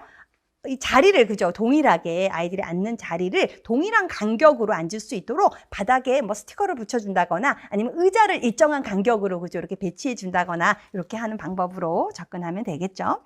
자, 그다음 전이 활동을 할 때 적절한 교사의 언어적 상호작용을 한 가지 씁니다. 미추진님. 자, 이번에는 4세반 아이들이라서 이제 직접 하지 않고 투표를 했어요. 투표 결과에 따라서 이제 이 집단의 수를 비교하는 용어로 전이 활동을 하고 싶어요. 이거 우리가 그래프로 나타난 이후에 결과를 그죠 아이들과 함께 수량 관계 파악해 보면서 그죠 분석을 하는데 지금 보면 가장 많은 또는 가장 적은 아니면 뭐보다 뭐가 2개 많은 뭐 이런 식의 접근을 하면 됩니다. 그렇죠? 그래서 5명이 투표한 뭐 사과보다 2개 더 많은 그런 과일을 선택한 투표니까 선택한 친구들이 먼저 이동해 볼까요? 라고 한다거나 이렇게 전이니까 맥락에 맞춰서 수량 관계를 수량 비교하는 그런 용어를 포함시켜서 쓴 상호작용이면 정답이겠습니다. 또 우리가 투표 결과 중에 가장 많은 수의 친구들이 선택한 과일을 그죠? 예, 이렇게 투표한 친구들이 먼저 이동해 볼까요? 해도 좋습니다. 가장 많은, 가장 적은, 뭐보다 뭐가 몇 개 더 많은 이런 표현이면 되고요. 좋아요. 자, 7번 보겠습니다. 가의 A 상황에서 미추진 기억의 소위가 시간 간격을 이해하도록 지원하는 박교사의 언어적 상호작용입니다. 자, 시간 간격 얼마나 오랫동안 그죠? 이렇게 시간이 흘렀는지의 문제인데요. 교사가 이제 10분 후에 정리를 하자 그래요. 그래도 소위가 10분 후가 언제예요? 시계 바늘이 지금 6에 있는데요. 그랬어요. 그러니까 소위는 지금 10분 후라는 이런 객관적인 시간 개념이 없는 상태입니다. 그렇죠? 그래서 교사가 뭐라고 말해줘야 돼요? 긴 바늘이 6에서 8에 갈 때 그 동안을 10분이라고 말한단다 라고 얘기를 해줘야 되겠네요. 그쵸? 예, 좋습니다. 그래서 지금 긴 바늘이 6에 있는데 이것이 8에 갈 때까지 동안이 10분이에요. 긴 바늘이 8에 가면 정리를 하기로 해요. 이런 식이면 되죠. 자, 근데 요거를 할 때 유의해야 할 점입니다. 이런 상호작용을 할 때 유의해야 될 점은 당연히 뭐로 접근해야 돼요, 선생님? 지금 소위가 아직은 객관적인 시간 체계에 대한 이해가 없다는 걸 선생님들이 그죠? 잘 잡아야 합니다. 그래서 10시 40분이 되면 정리하는 거예요와 같은 이런 어떤 표준적인 시간 그 단위에 대한 용어로 그 시간 안내를 해서는 안 되고 이것을 주의해야 되고요. 유아의 발달 수준, 유아의 시간 개념에 대한 어떤 이해에 맞추어서 시각적으로 분명하게 숫자 8이라는 거, 그렇죠? 이렇게 긴 바늘의 위치, 숫자 8과 같은 시각적 단서가 드러나도록 명확하게 표현해야 한다. 이게 핵심이겠습니다. 그래서 유의해야 될 점은 유의해야 되는 거 뭐 하지 않게 유의해야 돼요? 초분 시와 같은 이런 객관적인 시간을 안내하지 않도록 유의해야 되죠. 좋습니다. 왜냐하면 그게 유아의 어떤 지금 현재의 시간에 대한 인식과 너무 발달적인 어떤 이해에 있어서 차이가 크기 때문에 오히려 혼란을 더 줄 뿐, 그죠? 도움이 되지 않기 때문에 유아의 수준에 적합하게 이렇게 숫자 8이라는 이 긴 바늘의 위치를 정확하게 안내함으로써 유아가 시간의 흐름을 이해할 수 있도록 도와야 합니다. 자, 그 다음에 찰스워스의 관점에서 미추신 니은의 시간 개념과 동일한 유아 대화 내용입니다. 지금 보면 니은이 내 생일은 6월 19일인데 이렇게 했습니다. 우리가 생일 나온다 그래서 개인적 시간이 아니라 그랬습니다. 그렇죠? 예, 요거 6월 19일이니까 문화적 시간이죠. 그래서 해당하는 건 수요일이지 이 부분입니다. 그죠? 우리가 오늘 인형극 보기로 한 수요일이지. 좋아요. 요거 써주면 되고요. 자, 그 다음에 디귿과 리을에 나타난 유아의 시간 개념 발달을 위해 교사가 제공할 수 있는 교실 환경 구성 방안입니다. 환경 구성 방안 각각 쓰시오. 디귿. 컵 안에 얼음이 다 녹는데 얼마나 기다려야 돼요? 이건 시간 간격과 관련된 거죠. 얼마나 오랫동안 있어야 하냐. 요거 알아보도록 도와주려면 우리가 모래시계나 타이머 같은, 그죠? 예, 시간 측정을 할 수 있는 그런 도구를 제공해 줌으로써 시간 간격에 대한 발달을 지원한다. 이런 표현 들어가면 아주 좋을 것 같습니다. 자, 그 다음 비행기를 접으려면 세모접기 다음에 뭐예요? 이거는 순차적 시간이네요. 그렇죠? 그래서 비행기 접기 순서도를, 그죠? 이렇게 시각적으로 확인할 수 있도록 첫째, 둘째, 셋째 이런 순서를 제시해 줌으로써 순차적 시간에 대한 이해를 지원한다. 이런 것도 좋을 것 같습니다. 좋아요. 넘어갈게요. 8번입니다. 네. 일단 요거는 과학적 탐구 과정의 요소라고는 했지만 그게 바로 탐구 기술이죠. 선생님들, 탐구 기술. 지금 보니까 기억에서 내 딱지로 여기를 치면 쉽게 넘길 수 있을 거야. 요건 뭐예요? 예측하기를 한 거죠. 근데 지금 A의 민수는 비교했다라고 하니까 틀렸죠. 비교하기가 아니라 예측하기입니다. 그래서 민수는 예측하기 탐구 기술을 이용해서 모서리 부분을 치면 쉽게 넘어갈 것이라고 이 결과에 대한 예상을 하였다. 이런 식으로, 그렇죠? 예. 자, 그 다음은 윤서야, 너의 딱지를 좀 보여줘. 이걸 딱지를 살피더니 두 개가 붙어있고 엄청 두껍고 딱딱하잖아. 이랬어요. 자, 이건 뭐 한 거예요, 선생님들? 지호는 실험한 게 아니라 지호는 관찰하기, 그죠? 예, 과정 기술을 쓴 거죠. 그래서 지호는 시각이나 촉각 등 감각을 통한 관찰하기 탐구 기술을 이용해서 다른 딱지를 잘 넘길 수 있는 딱지의 특징을 관찰하였다. 이런 식이면 네, 좋을 것 같습니다. 좋아요. 자, 그 다음 브루너의 표상 양식입니다. 디귿에 나타난 윤서의 표상 양식은 뭐예요, 선생님들? 요거 동작적 표상이죠. 이렇게 손으로 직접 이렇게 세게 높게 들어서 보여줍니다. 그렇죠? 그래서 어떤 직접 경험을 통해서 어떤 신체 조작을 통해서 지식을 구성하는 표상 양식이다도 좋고, 설명하라 했으니까요. 동작적 표상으로 신체적 조작과 뭐 행동을 통해 경험을 표상하는 방식을 말한다. 이것도 좋습니다, 선생님들. 직접 행동함으로써 자신이 한 경험에 대한 표상을 하는 그런 양식을 말한다도 좋고, 또는 이런 방식으로 지식을 구성하는 그런 표상 양식을 말한다도 좋습니다. 자, 그 다음에 나에서 과학적 탐구를 지원하는 교사의 상호작용 중 구성주의 관점의 부적절한 부분입니다. 뭐였어요, 선생님? 답을 직접 준 게 있죠. 예, 맞아요. 가운데에서 가장 멀리 떨어진 끝부분을 세게 치면 딱지가 뒤집어져요. 근데 이거는 맞는 말이긴 맞는 말이에요. 선생님. 경험적으로 맞는 말이에요. 물론 이제 과학적으로는 딱지가 뒤집어지는데 여러 가지 요인이 작용하지만 그래도 틀린 말이 아닌데요. 이렇게 답을 직접 주면 안 되고 유아들이 여러 시도와 실험을 통해서 스스로 이것을 경험하고 그 경험을 언어적으로 표현하면서, 그죠? 이렇게 좀 더 정교화해 나가면서 지식 구성을 할 수 있게 도와줘야 되는데 그러지 않았죠. 자, 이거 찾아 쓰고 이유를 씁니다. 이유는 구성주의에서는 지식이 학습자 내부에서 스스로 구성된다고 보는 관점이고, 그래서 유아들이 스스로 이 실험하에서 얻은 이런 어떤 개념을 주고받으면서 좀 더 공고화하고 정교화해 나갈 수 있도록 지원해야 하는데, 교사가 일방적으로 이렇게 답을 제시해 줌으로써 유아들의 지식 구성을 방해하고 있다. 그렇죠? 예. 이런 것은, 답을 직접 제시하는 것은 지식 확장에 제한이 되기 때문이다. 이런 식으로 그죠? 가면 되겠습니다. 좋아요. 아유, 너무 고생하셨습니다, 선생님들. 네, 이렇게 답을 간단히 안내 드렸는데요. 한번 이렇게 채점을 해보시고, 네. 하지만, 우리 선생님들, 저가 이제 답을 말씀드리면서도 요거는, 채점 기준에 따라 이렇게, 좀 확장될 수도 있겠다라고 말씀드린 것처럼 사실은 생각보다는 채점 기준이, 우리의 또 생각과는 다른 부분들이 또 있을 수 있고, 그래서, 너무 이 시험에 대한 이 여운을, 길게 가져가지 마시고, 물론, 너무 간절했고 너무 최선을 다해서 공부를 했기 때문에 그래서 남아있는 거예요. 그 불안감과 긴장감 이런 것들이 아직도 남아있는 것은 바로 선생님들이 그만큼 더 많은 노력을 기울였다는 또 증거죠. 근데 최선을 다했고, 원래 내가 한 실수나 이런 것들이 더 크게 머릿속에 이제 자리 잡고 있기 마련이죠. 20개를 잘 썼지만 한 개 한 실수 이런 것들이 오래 더 기억에 남고 그것이 더 계속 나를 괴롭힐 수 있는데, 얼른 툴툴 털어내시고 이미 채점자들에게 그저 나의 답안지가 넘어갔으니까요.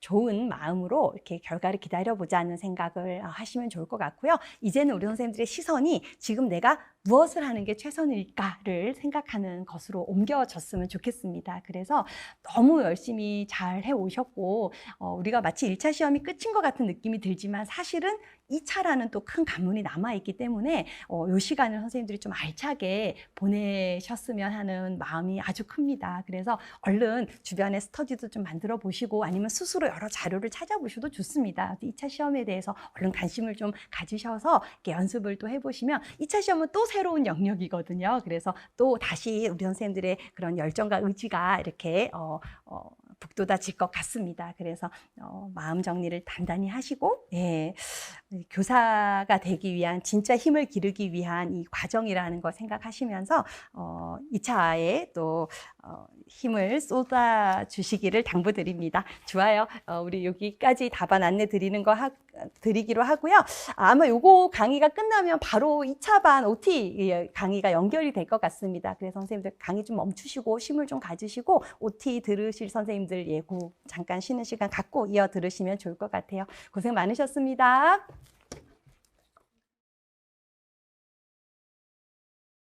네, 선생님들 안녕하세요. 안녕하세요. 네, 반갑습니다.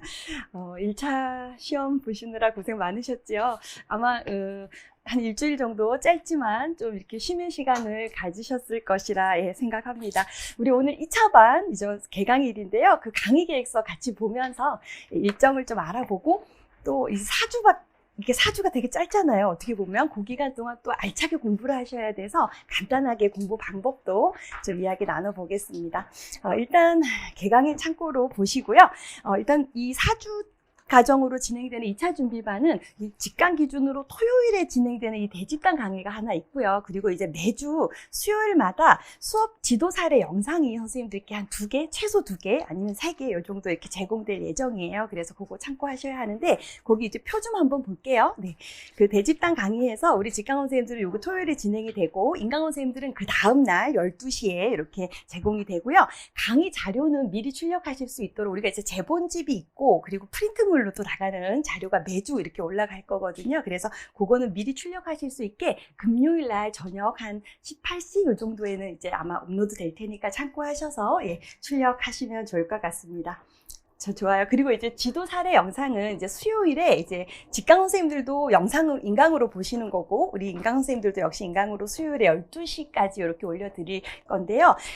요건 이제 사례 운영반 선생님들이 수업을 하시고, 제가 이제 피드백을 해드린 그 내용이 한 2개나 3개 정도 선별돼서 올라가는 거예요. 그래서 이제 우수한 사례도 있고, 또 개선이 되어야 될 사례도 있고, 우리가 모두 보면 이렇게 도움이 되는 그런 것을 선별할 예정이에요. 그래서 그거 참고하셔갖고, 매주 이제 수요일마다 요거를 그 주에 다 소화를 이제 하셔야 다음 주 강의에 또 그죠 참여하시는데 무리가 없을 것 같고요.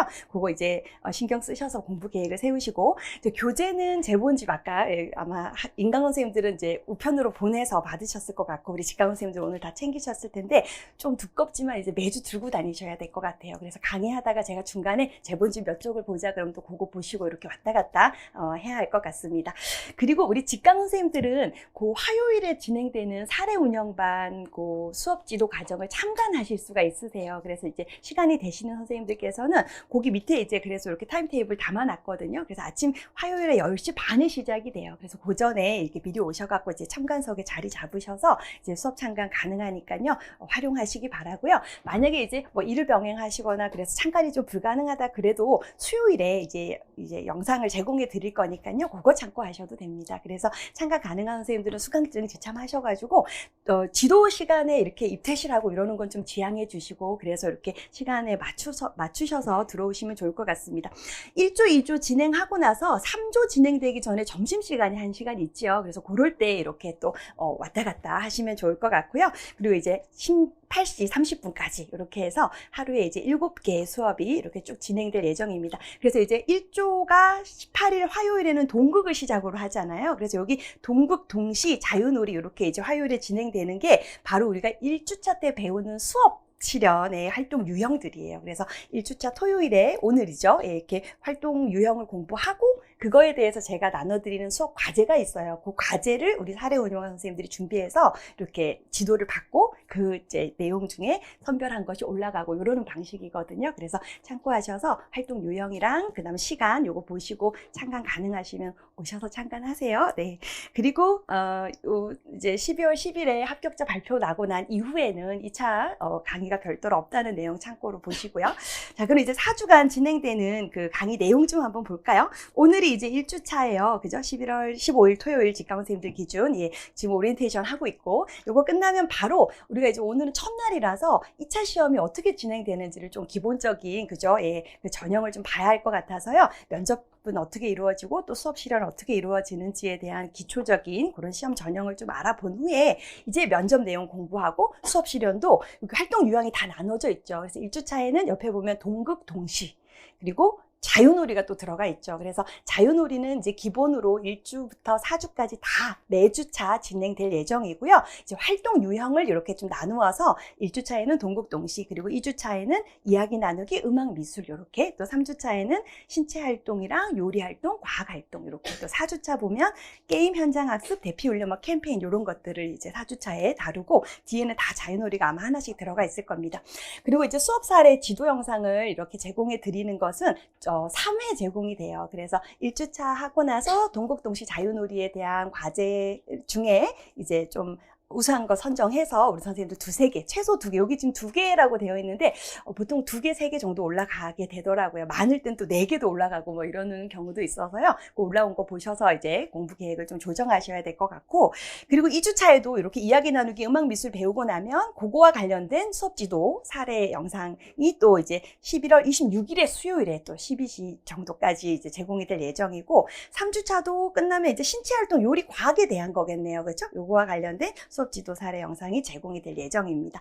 그리고 4주차는 이제 수업 사례 피드백 영상 제공이 별도로 없고, 이제 과제에 대한 부분은 이제 그 모범 시나리오 이런 거를 배부해 드리는 걸로 대체할 예정입니다. 그래서 전반적인 일정 참고하시고 다음 장 넘겨볼까요? 그래서 우리가 2차는 시험 과목이 지역마다 조금씩은 다르지만 기본적으로는 이제 교직 면접과 그다음 수업 실현 이렇게 2가지 파트로 나눠지죠. 그래서 이제 면접 시험을 좀 준비를 또 탄탄히 하셔야 합니다. 그래서 강의에서는 2017년 제가 이걸 좀 고민했어요. 2025년 문제가 또 들어가고 한 문제의 또 양이 또 그런데, 그럼에도 많이 알면 알수록 이렇게 쌓아놓은 게 많을수록 응용을 할 수 있는 또 자원이 있는 거라서 2017년도 문제부터 시작해서 2025년도까지의 기출 문제들을 이렇게 선생님들이 소화를 이제 하셔야 되죠. 그래서 오늘이 1주차 때 2017년, 18년 문제를 다루고, 그리고 2주차 때 19년에 추시 시험이 있었어요. 19년에. 그래서 추시 정시, 그리고 2020년까지 이렇게 해서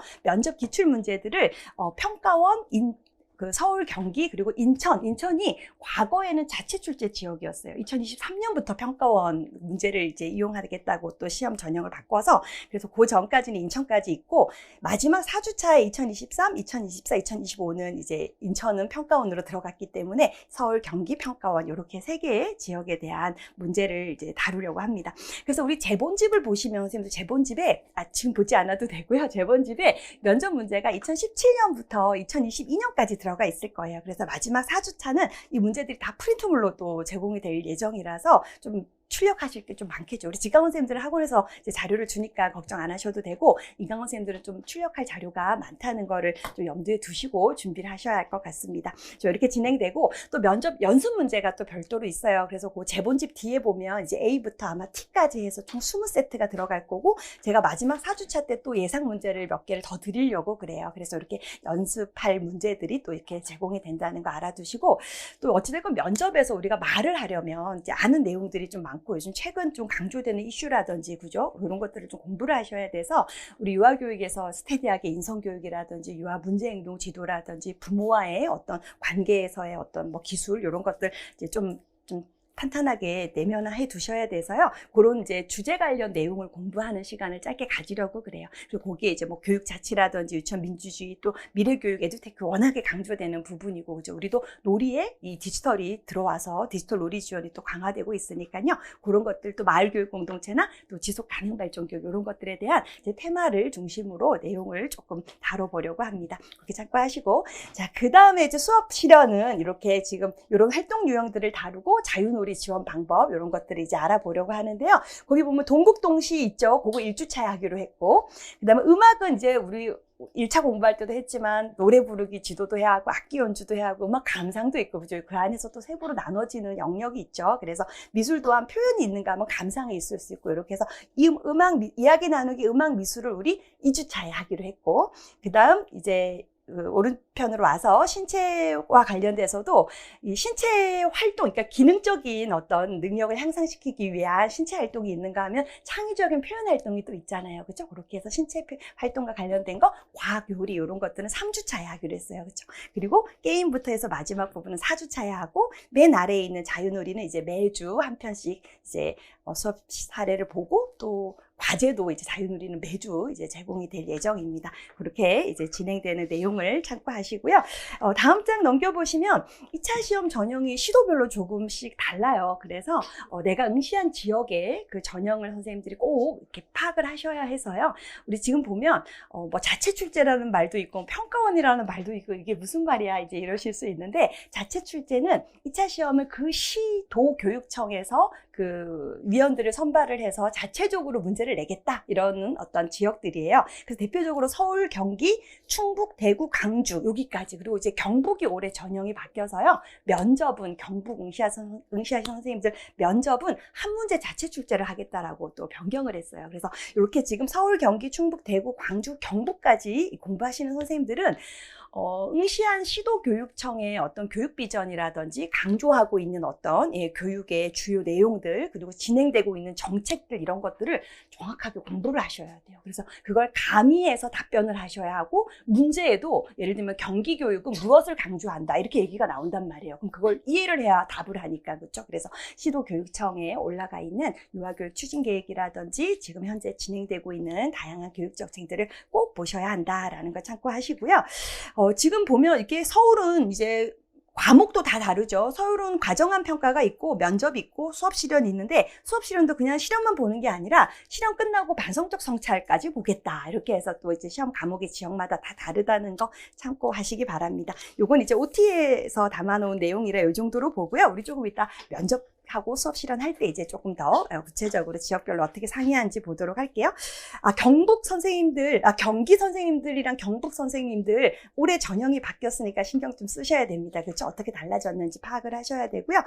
경북은 과정안이 없어졌고, 경기는 수업 나눔이 없어지면서 수업 역량 평가가 그렇죠? 새롭게 도입되었고, 이런 변화 양상을 좀 파악하시고요. 그 맨 아래 우리 세종부터는 다 평가원 지역으로 분류가 됩니다. 이렇게 평가원에서 출제하는 문제를 이제 가져와서 사용하는 그런 지역들이고요. 좋습니다. 좀 내려갈게요.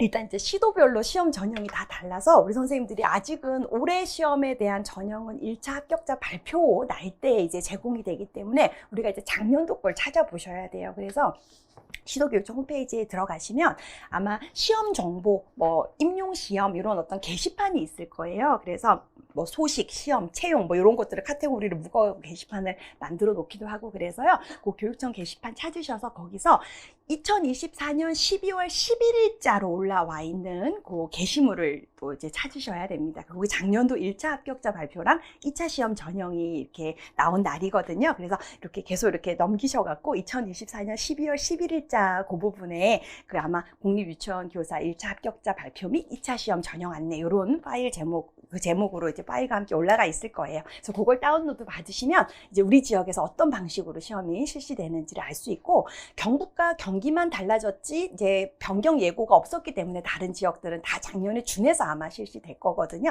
그래서 그걸 바탕으로 이제 준비를 하시면 되겠습니다.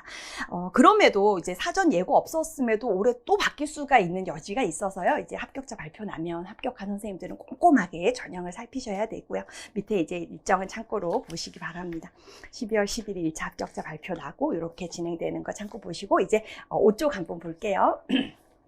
자, 우리가 이제 사실 우리 선생님들께서 1차 시험 끝나고 나면 조금 이제 그래도 한 곱이 넘긴 것 같고, 그래서 마음이 좀 이렇게 느슨해지고, 또 한 곱이 넘겨서라기도 그럴 수도 있고, 또 여전히 이제 1차 시험에서 한 뭐 이렇게 실수라든지 좀 부족했던 점이라든지 이런 것들 때문에 마음이 쉽게 이렇게 일어나지 않아서 그러실 수도 있는데, 조금 이성적으로 이제 좀 사고를 하실 필요가 있습니다. 그래서 어찌됐건 채점자들에게 내 답안지가 넘어갔고, 그죠? 채점자들은 최선을 다해서 답을 찾아주려고 하는 분들이지, 어떻게 해서든 틀리게 하려고 하는 분들은 아니에요. 그래서 내가 이제 어떤 용어를 어떻게 서술을, 또 올해 시험은 특히나 서술이 너무나 많았기 때문에 그들의 그 어떤 채점 기준을 가늠하기가 어렵고, 그래서 긍정적으로 기다려봐야 한다. 그래서 조금 내가 접어놓고, 근데 그 마음이 자꾸 쉽게 일어나지 않아요 하는 거는 그만큼 최선을 다했다는 거예요. 그만큼 정말 너무 절실하게 1차에 막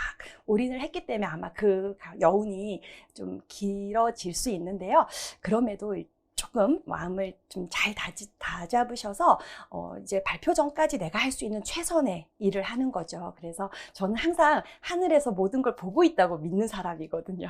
그래서 실제론적인 사고를 아직도 하는, 그래서 내가 뭔가 좀 흐트러지고 내가 뭔가 이렇게 지금 뭐 해야 할 때 하지 않고 있고 이러는 거 자체가 뭐 스스로 자책하는 거죠. 이렇게 조금 죄스러워요. 최선을 다했는데 결과가 그런 거는 받아들여야 되죠. 보완하면 되고 또 다시 발전하기 위한 토대로 삼으면 되는데, 내가 뭔가 허투루 보내고 잘하지 않았어, 그런 거에 대해서 받게 되는 그 결과는 너무 나를 회복시키기가 어려울 수 있잖아요. 그래서 이 4주간도 선생님들이 좀 최선을 다해서 할 수 있는 그런 어떤 노력을 다 하시면 좋을 것 같습니다.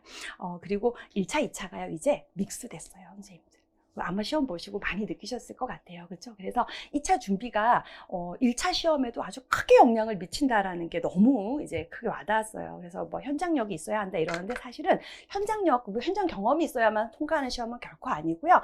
2차를 대비를 해본 경우가 더 유리하다 이런 생각이 많이 들더라고요. 그래서 2차 준비를 조금 알차게 하루하루를 열심히, 우리 막판 모의고사 시기처럼 하루 10시간 공부하셔야 돼요, 선생님.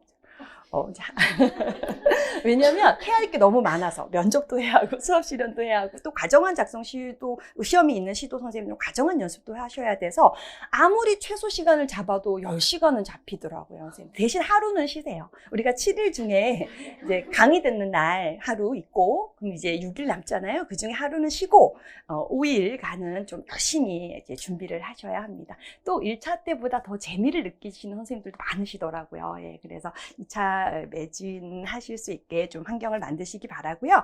거기 두 번째 보면요. 제가 이제 틈틈이 상황별, 유형별 이제 현재 상황을 그 현장 상황을 만들어서 해결책을 메모하고 답을 고민해라 그러는데, 강의를 들으면서도 그렇고 이제 지도 사례 영상 올라간 것도 그렇고, 이렇게 순간순간 또 스터디를 하시면서도 그럴 거예요. 순간순간 아이디어들이 이렇게 툭툭 이렇게 나올 때가 있어요. 그런 것들을 잘 챙기셔야 돼요. 2차 시험은 내가 얼마나 열심히 챙겼냐에 따라 또 달라질 수 있어요. 그래서 그냥 이렇게 흘려보내지 마시고 바로바로 좋은 아이디어라고 생각하는 건 얼른 메모하셔가지고 그거에 대해서 조금 숙고한 후에 내 걸로 만드는 그런 노력을 또 하셔야 합니다. 그래서 이렇게 메모장 같은 거 있죠. 그래서 면접 관련된 거, 수업 실현 관련된 거 좀 나누셔갖고 아이디어들을 좀 누적해 놓으시면 그것이 잘 응용하는 데 도움이 될 것 같고요. 매일 꼭 시연해라. 그렇죠? 스스로 이제 매일 이렇게 동영상 촬영을 하셔갖고 본인이 어떻게 이 평가 시간을 이끌어 가는지를 많이 이렇게 점검을 해 보셔야 합니다. 그리고 스터디 활동을 좀 잘 할 수 있도록 이제 열린 마음으로 이렇게 서로 이렇게 보완을 좀 도와주고 상호 보완, 그런 어떤 관계 속에서 좀 으쌰으쌰 같이 해봐야 한다 그랬는데요. 이 스터디는 선생님들 비중을 두실 때, 우리가 이제 2차는 무조건 스터디 이러는데 맞아요. 스터디가 도움이 되죠. 그런데 이제 내가 스스로 이 스터디원들에게 뭔가를 보여줄 수 있을 준비가 됐을 때 하는 게 사실은 효과적이에요. 그래서 개인 공부 비중이 처음에는 90, 그리고 스터디 10. 예를 들면 시책 같은 걸 봐야 하는 자체 출제 지역 선생님들은요, 시책 부분은 시작부터 스터디를 하는 게 유리할 수 있어요. 자료를 같이 출력을 해서 같이 나누어서 어떤 부분에 대해 이해를 하고 왜냐면 나 혼자 하다 보면 조금 이렇게 미뤄지는 그런 또 경향이 있을 수 있어서요. 그런 건 그런데 면접이든 수업 실현이든 이건 내가 많이 외운 게 있어야 꺼낼 수 있기 때문에 그냥 무작정 스터디를 한다 그래서 사실은 큰 시간적인 부분에서 효율을 발휘하기가 어려울 수 있어요. 그래서 일단 개인 공부 90, 스터디 10. 그러다가 좀 됐어. 그럼 80, 20, 70, 30 이렇게 자꾸 비중을 바꾸셔서 내가 많은 우리 뭐 총알을 장전해야 된다 하잖아요. 내가 총알을 많이 갖고 있어. 그러면 이제 스터디만 계속하면서 이렇게 훈련할 수 있습니다. 그래서 일단 발표 나기 전까지는 개인 공부에 더 많은 힘을 쓰시면서 스터디를 적절하게 운영하시기를 권해드리고요. 그리고 이제 그 밑에 플랜 우리 좀 볼게요. 일단 하루를 선생님들 두 덩이로 나누셔야 됩니다. 두 덩이로 나눠서 면접 공부하는 거와 수업 실용 공부하는 걸 나누셔야 돼요. 제가 아까 하루 10시간 그랬는데 너무 겁먹지 마시고 상황에 맞게 조정하는 거예요, 항상. 근데 10시간을 기준으로 보면 면접 공부 4시간, 수업 실용 공부 6시간 이 정도로 이제 만약에 나누어 가지고 이제 하루를 운영을 하시는 거죠. 그럼 면접 공부 4시간 동안 해야 할 게 뭐냐? 그래서 보면 우리 선생님들이 이 차를 강의는 수강하시는데 이제 은근히 그냥 강의 수강만 이렇게 하시는 경우가 있더라고요. 근데 전 그러면 하지 말아라. 그거는 그냥 안 하니만 못하다 이런 생각이 들어요. 그래서 기왕 강의 듣고 열심히 하는 거면 내 걸로 만들어야죠. 챙기셔야죠. 그러니까 이제 제가 이렇게 하루에 5문제, 6문제씩 하라고 아예 다 정해놨는데요. 요것만은 기본적으로 지키자. 그래서 면접은 1주차에는요, 선생님들이 하루에 6문제씩 내 걸로 만드셔야 돼요. 그래서 우리 조금 이따 먼저 문제 보겠지만 구상형 하나, 직답형 2개 이런 식으로 한 세트씩 있는데요. 그 세트를 말하는 게 아니라 구상 하나, 면접 2개면 그게 3문제잖아요. 또 구상 하나, 면접 2개면 그것도 3문제죠. 그렇게 해서 6문제는 최소 내 걸로 다 암기, 내 입으로 말할 수 있게. 거기에 덧붙여서 나만의 새로운 어떤 용어나 새로운 아이디어 이런 거 첨가한 나만의 답을 만들면 더 베스트겠죠. 그래서 이 차는 일단 기본적인 것을 내면한 후에는 나의 생각으로 그것이 녹여져야 돼요. 그래서 나의 언어로 나와야 돼요. 그래서 수석 차석하는 선생님들과 이렇게 차이를 보면요. 그들은 사용하는 용어를 자신만의 용어로 만들려고 정말 제가 보면 수없이 이렇게 좀 고민하고 또 여러 검색을 통해서 이렇게 단어들 이런 것들도 좀 교체하려고 노력하고 그런 것 같아요. 그래서 조금은 그런 노력이 필요합니다. 그래서 이제 너무 평이한 답을 하면 평이한 점수를 받을 수 있지만 그 기본을 탄탄히 채운 후에 나만의 어떤 이렇게 좀 독특한 언어 표현이 이런 것들을 넣으면 훨씬 더 플러스 점수를 받게 되죠. 그래서 하루에 6문제는 꼭 내용을 익히고 그다음 그것을 조금 변형을 시키거나 나만의 답을 만들려는 노력을 하셔야 됩니다. 그럼 1주차에 하루에 6문제씩 제가 아까 5일은 공부하자 했잖아요. 그죠? 5일. 하루는 살려는 드릴게. 제가 맨날 그래. 하루는 그냥 쉬세요. 하루는 조금 쉬시고 5일은 이제 열심히 하는 거예요. 그래서 6문제씩 이제 5일을 하면 30문제가 됩니다. 일주일에 이렇게 30문제를 내 거로 만드는 거가 4주가 지나면 몇 문제가 내게 되는 거예요.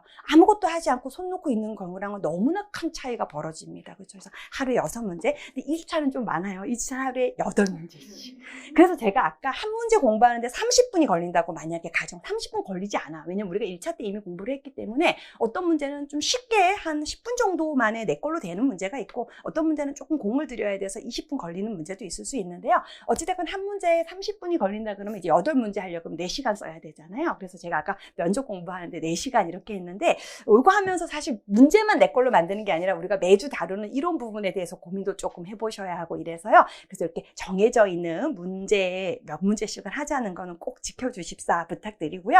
거기 밑에 보면 예상 문제가 이제 20세트라고는 했지만 마지막 4주차에 우리 합격한 선생님들이 또 그 뒤에 연습을 할 수 있게 예상 문제가 4주차에 좀 더 나간다 그랬잖아요.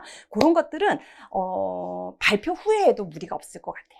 일단 기출만 내 걸로 탄탄하게 되어 있으면 사실은 그 이후에 발표 후에는 우리 선생님들이 이거 내가 내면에 한 걸 바탕으로 응용도 하고 나만의 답을 만들 수 있는 능력이 갖춰지신단 말이에요. 그래서 일단 같이 하면 더 좋지만 그래서 제가 예상 문제도 할 수 있는 선생님, 역량이 되는 선생님들은 하루에 3문제씩은 안고 가십사 하고 이렇게 계획을 세워놨어요. 그러면 하루에 한 10문제는 내 걸로 하는 거죠.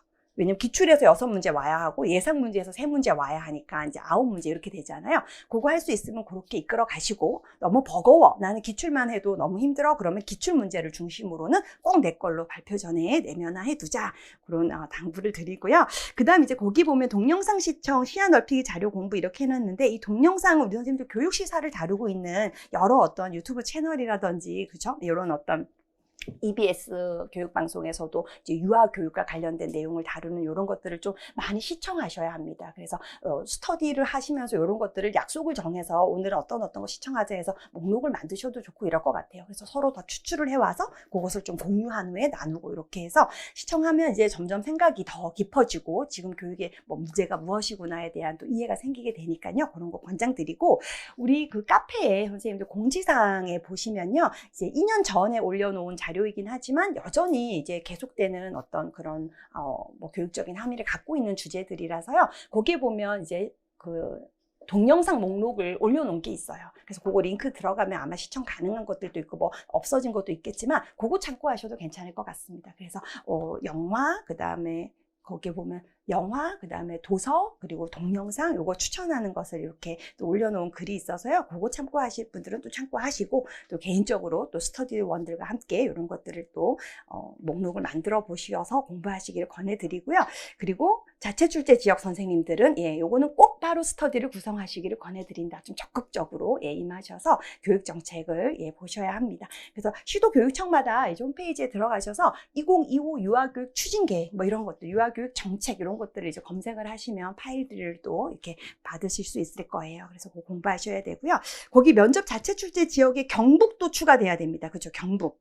서울, 경기, 대구, 충북, 경북이 한 문제를 이제 출제하겠다고 했습니다. 그래서 평가원 문제, 요건 아직 공식적인 발표는 아니라서 공식적인 발표를 기다려야 되지만 이제 제가 구두로 알아본 결과는 평가원 문제를 그대로 쓰고 구상 하나, 즉답2를 쓰고 자체 출제 문제 하나는 즉답으로 처리하겠다. 이렇게 해서 구상 하나에 즉답 3문제를 경북이 출제한다고 하니까요. 그 마지막 즉답이 경북 자체 문제라는 거죠. 그래서 그거 좀 공부하셔야 합니다.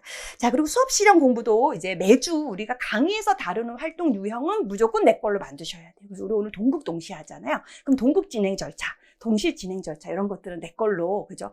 암기가 되어 계셔야 하고 수업 시간에 다루는 그 동국 사례 동시 사례가 있어요. 그거는 반드시 실현을 해보셔야 됩니다. 시나리오를 내가 직접 써보고 수업 설계해서 수업 구상을 해서 내가 나의 말로 시나리오를 바꾸어서 그것을 꼭 한번 실제 평가장이라고 생각하셔서 연습을 하는 과정을 밟으셔야 됩니다. 그래서 매주 진행되는 부분에 대한 것을 그대로 따라가면서 내 걸로 만들자는 거고요. 그리고 이제 3번의 수업 실현 과제, 오늘도 아마 과제가 나갔을 거예요. 그래서 과제 프린트업을 보시면 동국 2편, 동시 2편, 자유놀이 2편 이렇게 들어가 있을 텐데요. 그래서 그것도 이제 좀 공부를 하셔서 나름 수업 구상도 해보시고 한 후에 우리 직강 선생님들은 사례 운영반 잠깐 오셔야 되고 그죠? 인강으로 올라온 걸 보실 선생님들은 수요일 12시 전까지는 적어도 과제를 내가 조금 문제를 풀어봐야죠. 그래야지 영상을 보거나 이러는 게 도움이 되겠죠. 자, 그리고 이제 놀이도 역시 놀이 지도하는, 자유놀이 지도하는 것도 매주 다루는데요. 매주 다루는 내용은 내 걸로 내면화를 하셔야 됩니다. 여기서 내면화가 뭘까요, 선생님들? 암기예요. 암기. 우리 선생님들이 이것도 암기예요. 이렇게 얘기하시는 경우 무조건 암기예요. 1차는 암기가 돼야 거기서 뭐가 생겨요? 응용 버전이 나올 수가 있어요. 그래서 아무것도 되어 있지 않으면 내가 새롭게 생성해낸다는 게 상당히 쉬운 일이 아니거든요. 그래서 수업 사례 영상 보거나 시나리오 들어간 거에서 중요한 어떤 아이디어 같은 것들, 또 교사가 표현하는 방식, 상호작용하는 방식 이런 것들을 일단 암기를 하셔야 됩니다. 나도 따라해보는 거죠. 모방을 해보는 거죠. 그러다 보면 그것이 변형이 일어나게 됩니다. 그래서 일단 수업 사례 내면화 하셔야 되고요.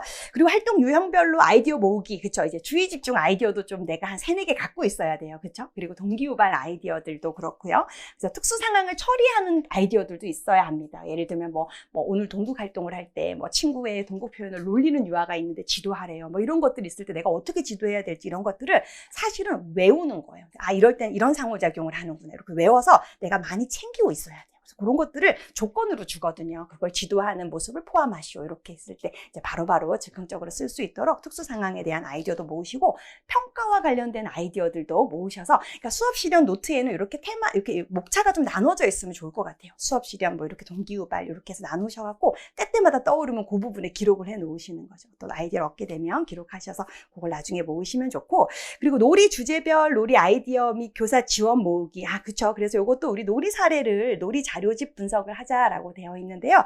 우리 아이놀이 포털 선생님들 사이트 진짜 자주 들락날락 하셔야 돼요. 거기 가면 너무나 많은 자료들이 있어서요. 거기 일단 현장 지원 자료실에서 이제 교육부에서 올려놓은 이제 개발한 이런 장학 자료들을 좀 보셔야 될 필요가 있습니다. 거기 보면 여러 놀이 사례들이 다 수록이 되어 있어요. 너무나 많아서 뭐부터 봐야 되는지 좀 고민이 될 정도로 많은 사례들이 올라가 있습니다. 순서는 상관이 없고요. 이제 스터디나 이런 거에서 이제 정하시면 될 것 같아요. 자유롭게. 아니면 나 스스로 할 거면 나 스스로 몇 가지를 추출을 하셔갖고 우선순위를 둘 필요는 없고요. 추출하셔갖고 보시면 좋은데 뭘 봐야 되냐면 이 유아들의 아이디어, 아이들이 이렇게 놀이를 하고 있구나라는 아이디어와 함께 교사가 이때 이런 지원을 했구나. 이것을 챙기셔야 돼요, 선생님들. 그래야 내가 그걸 내 수업에 녹여내기 때문에. 그래서 이건 우리 조금 이따 수업 지도 할 때 제가 하나 사례가 들어가 있어서 그거 어떻게 변형해서 봐야 되는지 안내드리도록 하고요.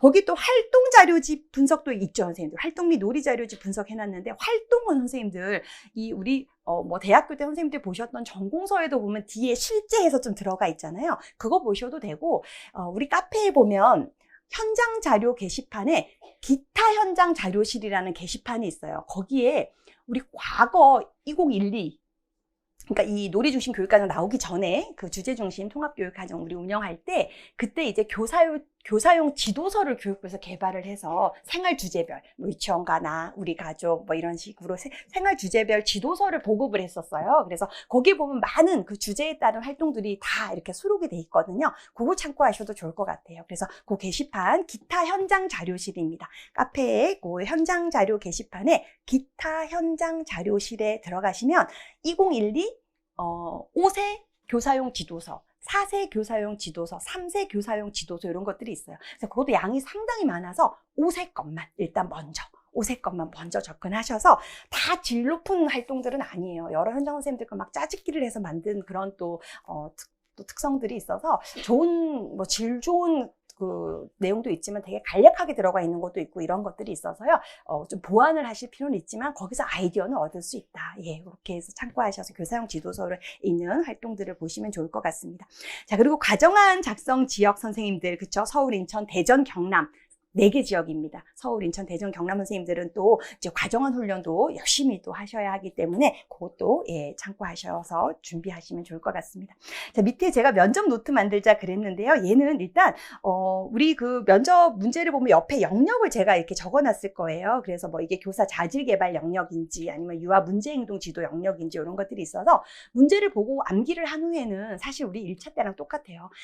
키워드 몇 가지를 갖고 자주 인출을 하는 훈련을 하셔야 내게 되잖아요. 그래서 이제 면접 노트에 이런 테마들을 조금 다 나누셔갖고 거기에 예를 들면 놀이 중심 교육과 관련돼서 어디 있죠? 여기 놀이 중심 교육 이런 그 테마를 하나를 그 면접 노트의 섹션을 나눴어. 그럼 거기에 오늘 우리가 같이 풀 2017 문제 중에 교사가 놀이 시간을 9시부터 10시까지 고정적으로 운영을 했어요. 그리고 놀이 참여에 어려워하는 유아를 그냥 가서 놀아 이렇게 말을 했는지 뭐 특별한 조치를 지원을 하지 않았죠. 그리고 아이들이 매일 부수니까 놀이가 더 재미있게 이루어지지 않아 했음에도 다 정리해야 되니까 부수라고 해요. 이런 식의 교사가 잘못하는 그런 어떤 행동들이 사례로 나와 있어요. 그럼 거기서 무엇이 잘못됐는지를 찾고 바른 대안을 제시하라는 문제가 나왔단 말이에요. 그럼 걔 어찌됐건 놀이 중심 교육과 관련된 거잖아요. 그럼 공부해서 외우고 난 다음에 거기에 키워드 놀이 시간 9시부터 10시 운영 이런 것들을 적어 놓는 거예요. 그럼 이제 지하철을 타고 다니든 어떻게 하든 그걸 보면 이때는 교사가 왜 이게 문제가 되고 어떻게 개선해야 되는지를 내가 계속 인출할 수 있죠. 근데 걔가 그냥 문제 자체로 있어버리면 사실 이게 내 자료가 안 되면 손이 안 갈 수 있단 말이에요. 그래서 항상 모든 공부는 나의 언어로 서머리가 돼서 나와줘야 하기 때문에 이렇게 테마를 만드셔갖고 조금 이렇게 누가 기록해 놓으시는 것도 좋을 것 같아요. 그래서 그것도 아이디어 삼아서 공부하실 때 참고하기 바랍니다. 네, 좋아요. 모두 끝났습니다. 선생님들, 네. 뒤에 있는, 예, 용모를 단정히 하고 이러는 글도 좀 읽어보셔서 2차 준비, 예, 열심히 몰두할 수 있길, 예, 응원 드립니다.